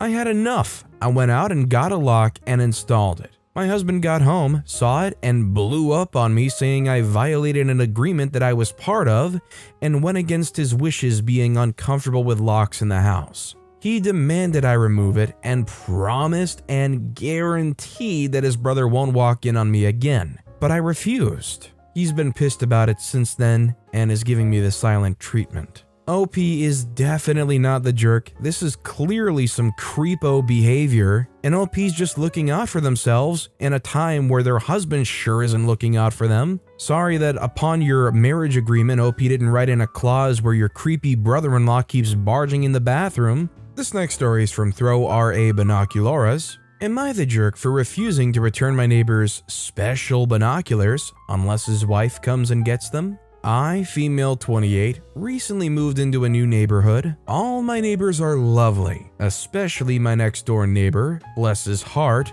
wink wink. He's married and has 2 kids. I noticed that he's been looking towards my house for a while. So far, I'd caught him doing it twice. He had his binoculars with him and was basically seemingly looking at my living room. I hate confrontation, so what I did was close the curtains and go about my day, but it started escalating. The other day, he was peeking at my backyard where I was sitting from his balcony, and his binoculars fell in my backyard. I looked up, and he was gone. He knew that I saw him. I took the binoculars and put them inside. In the evening, he came knocking on my door, asking how I was done and whatnot. I rolled my eyes, but kept it civil. He then brought up the binoculars and said that they must have fell in your backyard earlier today. I was like, wonder how that happened. He said something about his kids probably messing with them and asked if I could go get them for him. I said I have them, but I won't give them to him unless his wife comes and gets them herself. He then looked at me shocked and angry and said that these binoculars are his and they're special because he has them from when he was in the military, and said that his wife has nothing to do with this. I told him that I'll give him them back once his wife shows up and asks for them. All he has to do is send her over. He threw a fit saying he can't send her because then she'll misunderstand the situation. I told him there's no misunderstanding if their kids were really the ones using the binoculars, and insisted I won't give them back till his wife comes and gets them. We got into an argument, but he kept his voice as low as he could, then left looking furious. He's been complaining about me wanting to stir drama and keeps demanding I return his binoculars back to him and leave his wife out of it. Am I the jerk? Forgot his age. He's 37. Can I just say that was a brilliant stroke of genius from OP to say, well, if your wife comes over, I'll give them to her. Dude is clearly guilty. Dude walked away all shameful and stuff. The writing's on the wall. Please, oh please don't tell my wife, but also can I have them back? What, so you can also be a creepo and keep looking at OP? OP should give them like a day or two and then just go over there and find the wife. Hand it to her personally. This next story is from Cakes and Games 90. Am I the jerk for refusing to do my friend's wedding cake at a huge discount? I, 32-year-old female, have a friend Ashley, 33-year-old female, who's getting married the first week of November. We've been friends since we were kids, and I'm also a bridesmaid in her wedding. We've been talking about wedding stuff for the past year, as I recently married in April. So it's been fun doing wedding stuff together until Ashley drops some bad news. The person responsible for the cake for her wedding is moving and is no longer able to do it. She was refunded her money, but now out of a cake. I'm a cake decorator myself. I was a teacher, and this is my first year as a school administrator, but I've held jobs in high-end bakeries and make cakes for fun out of my house. I don't have a cake business as I don't want one. Ashley asked me if I can do her wedding cake. I at first declined as I never do cakes for large events, but with the date coming up and her not being able to find anyone, I caved. Ashley wants a 4-tiered cake with 4 different flavors and 100 cupcakes, 25 of each flavor. The decorations will require me to order specialty molds, and I'll have to hand paint some gold onto the cake as well. Total cost came out to $825, $100 more than the previous baker. Ashley was upset and said I was overcharging, but I showed her the breakdown. I used the same pricing system as one of the bakeries I worked at, and it wasn't even the most expensive one. I told her I would do it for the other quote if she was strapped for money, but then Ashley asked me to do it for only $150. When I asked why, Ashley said since she's my friend, she should get a good deal, and she could use the money to upgrade the hotel for their honeymoon, to think of it as my wedding gift to her. I told her she was getting a good deal as I was willing to go to the price point of the previous baker, but she mentioned that I did my sister's cake for free several years ago and do free birthday and anniversary cakes for my immediate family all the time. I told her family and friends are not the same. Plus, I had more time to do my sister's cake as I had less responsibilities as a teacher back then compared to what I do now. She told me I needed a friend discount. So I said, the discount is you get 0% off 100% of the time, and if you keep bothering me, I'll even add tax. Basically, Ashley didn't like that response and has told the rest of the bridal party what I said. So I'm getting pressure from 9 additional women to drop the price. Though some say to have it instead of dropping it to $150. My parents paid for my wedding, so their main argument is I don't need the money nearly as much as Ashley does, which they only know because they saw me using my parents' credit card several times when out wedding shopping. Only her maid of honor, her sister, thinks Ashley's being unreasonable. My husband thinks I should drop out of the wedding and not give her anything, but he also doesn't like Ashley or her fiancé. He thinks she's a spoiled brat. Am I the jerk? I think OP's not the jerk here, and I think a good friend is going to pay their friend appropriate prices for appropriate things. You don't want to be a bad friend that says, "Oh, well, hey, since we're buddy-buddy, you can, give me a discount, right?" And let's be fair, OP was offering a discount already down to the original price. OP's friend here is just a through-and-through bad friend. They're just trying to take advantage of OP and emotionally guilt-tripping them saying, "Well, we're buddy-buddy, we're friends." Our next story is from Unique Salt 1013. Am I the jerk for refusing to cancel a trip with my best friend? I, 25-year-old female, have been with my boyfriend, 28-year-old male, for almost 3 months now. I have an upcoming trip with my best friend to Italy that my boyfriend wants me to cancel. We've been planning this trip for months now, booked the tickets 6 months ago, and my boyfriend doesn't care that this was all planned before him. The only reason why he wants me to cancel the trip is because my friend is a guy, 25-year-old male, and my boyfriend doesn't trust us to spend a week together on this trip. We're sharing a hotel room to save some money, but there are separate beds. I've been best friends with this guy since my freshman year of college, and I don't plan on not being friends with him over someone I just recently started dating. I haven't told my friend how my boyfriend feels, and our trip is nearly 3 weeks away. So, am I the jerk for refusing to cancel? I don't think OP's the jerk here. They planned this trip well in advance before the boyfriend was even in the picture. I mean, I don't know if OP has ever given the boyfriend any reason to feel uncomfortable at all, but just the fact that this has already been scheduled before he was around makes OP not the jerk. Also, I think it's a red flag if they're gonna try to keep pressuring you to cancel. Our next story is from No Masterpiece 7661. Am I the jerk for taking money from the dress budget we had to pay for the iPad my fiance's kid broke? My fiance and I are getting married in 3 months. We both have a kid from a previous relationship. My daughter Spencer, 15-year-old female, and her daughter Emma, 8-year-old female. The kids get along just fine, not really close because of their ages, but they're friendly and good. My ex and I bought Spencer an iPad last year, and she uses it more than she uses her laptop. She draws in it both as a hobby and for school. She has some kind of diary and several other things I don't know because I'm not an Apple person. She takes her iPad everywhere, to the point my ex has bought her several cases and things to personalize it. Emma likes it because it looks cute, but both my fiance and I have to tell her that she's not allowed to use it and that we'll buy one for her soon. My fiance said after the wedding, since we're on a budget now, and I agreed because she's the one calling the shots on Emma. Well, Emma likes to sit by the stairs and watch videos on my or my fiance's phone.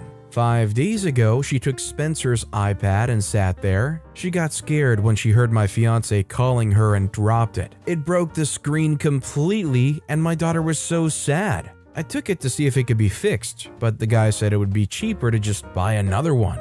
My fiance said that we could get it when we get Emma's, but that wasn't fair since my daughter shouldn't have to wait that long for a mistake Emma made. Then my fiance said all of her money is currently going to her maid of honors, bridesmaids, and mom's dresses. And I said I'll take the money from there and buy Spence a new one. I guess she didn't believe me because she laughed. And the next day, I went to buy it and paid for it using the card we used for the wedding expenses. It has both of our money in it. Both my fiance and I receive notifications when we use it, and when I got home, I dropped my daughter off at my ex's. She came at me, calling me a jerk and saying she'll now have to get cheaper dresses. She's calling me a jerk because I stole from her. I didn't, as I said. It has both of our money and it's a shared account, and says Spence could have waited a bit. I think OP's not the jerk. I think this is a tricky situation since you're having your Brady Bunch merging moment and where the lines are drawn in the parenting and who has to wait for what and who can afford what for who. It's all kinds of like crosswires, but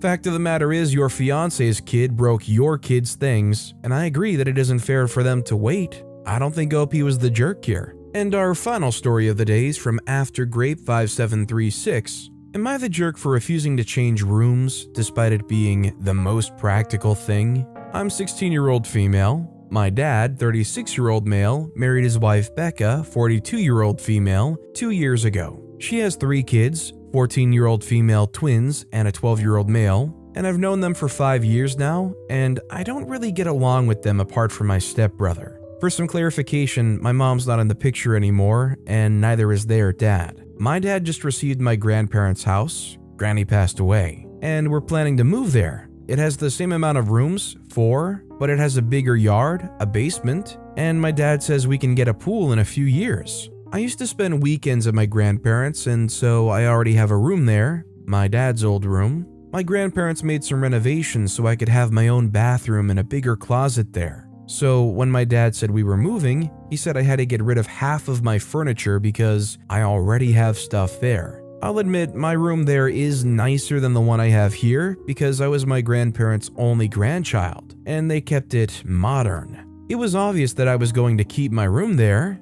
Becca didn't say anything at that time because she didn't know the room had a full bath and walk-in closet yet. They visited the house last week to start moving some stuff while my step-siblings and I were at school, and at night during dinner, Becca said that I would have to choose some other room because the girls should get the one I use. Both my dad and I were confused, and she said it was better and the most practical thing since the twins were 2 and they needed a bigger closet and would be better for them to have their own bathroom. I said sorry, but no, because my grandparents did all those modifications for me, and that's been my room for as long as I could remember. The girls and her wanted to push the subject, but my dad didn't let them and told my stepmom that they're gonna talk later. I guess my dad shut the thought down because the twins have been sulking, and my stepmom asked me to give it a thought because it wasn't fair for my sisters. The twins straight out called me a jerk, and my friend said I should give up the room because it's true that they need the space more.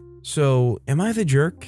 I think OP's not the jerk here, especially because it was their grandparents' house. I mean, although it was passed down to the dad, I think you could make some kind of argument that there's some inheritance aspect of it, considering they lovingly crafted and modernized that room just for OP. I know it's a little bit more convenient for the 2 twins to stay in there, but it's been OP's room all their life. Meant for OP, given for OP, customized for OP, it's not fair to take that away from them.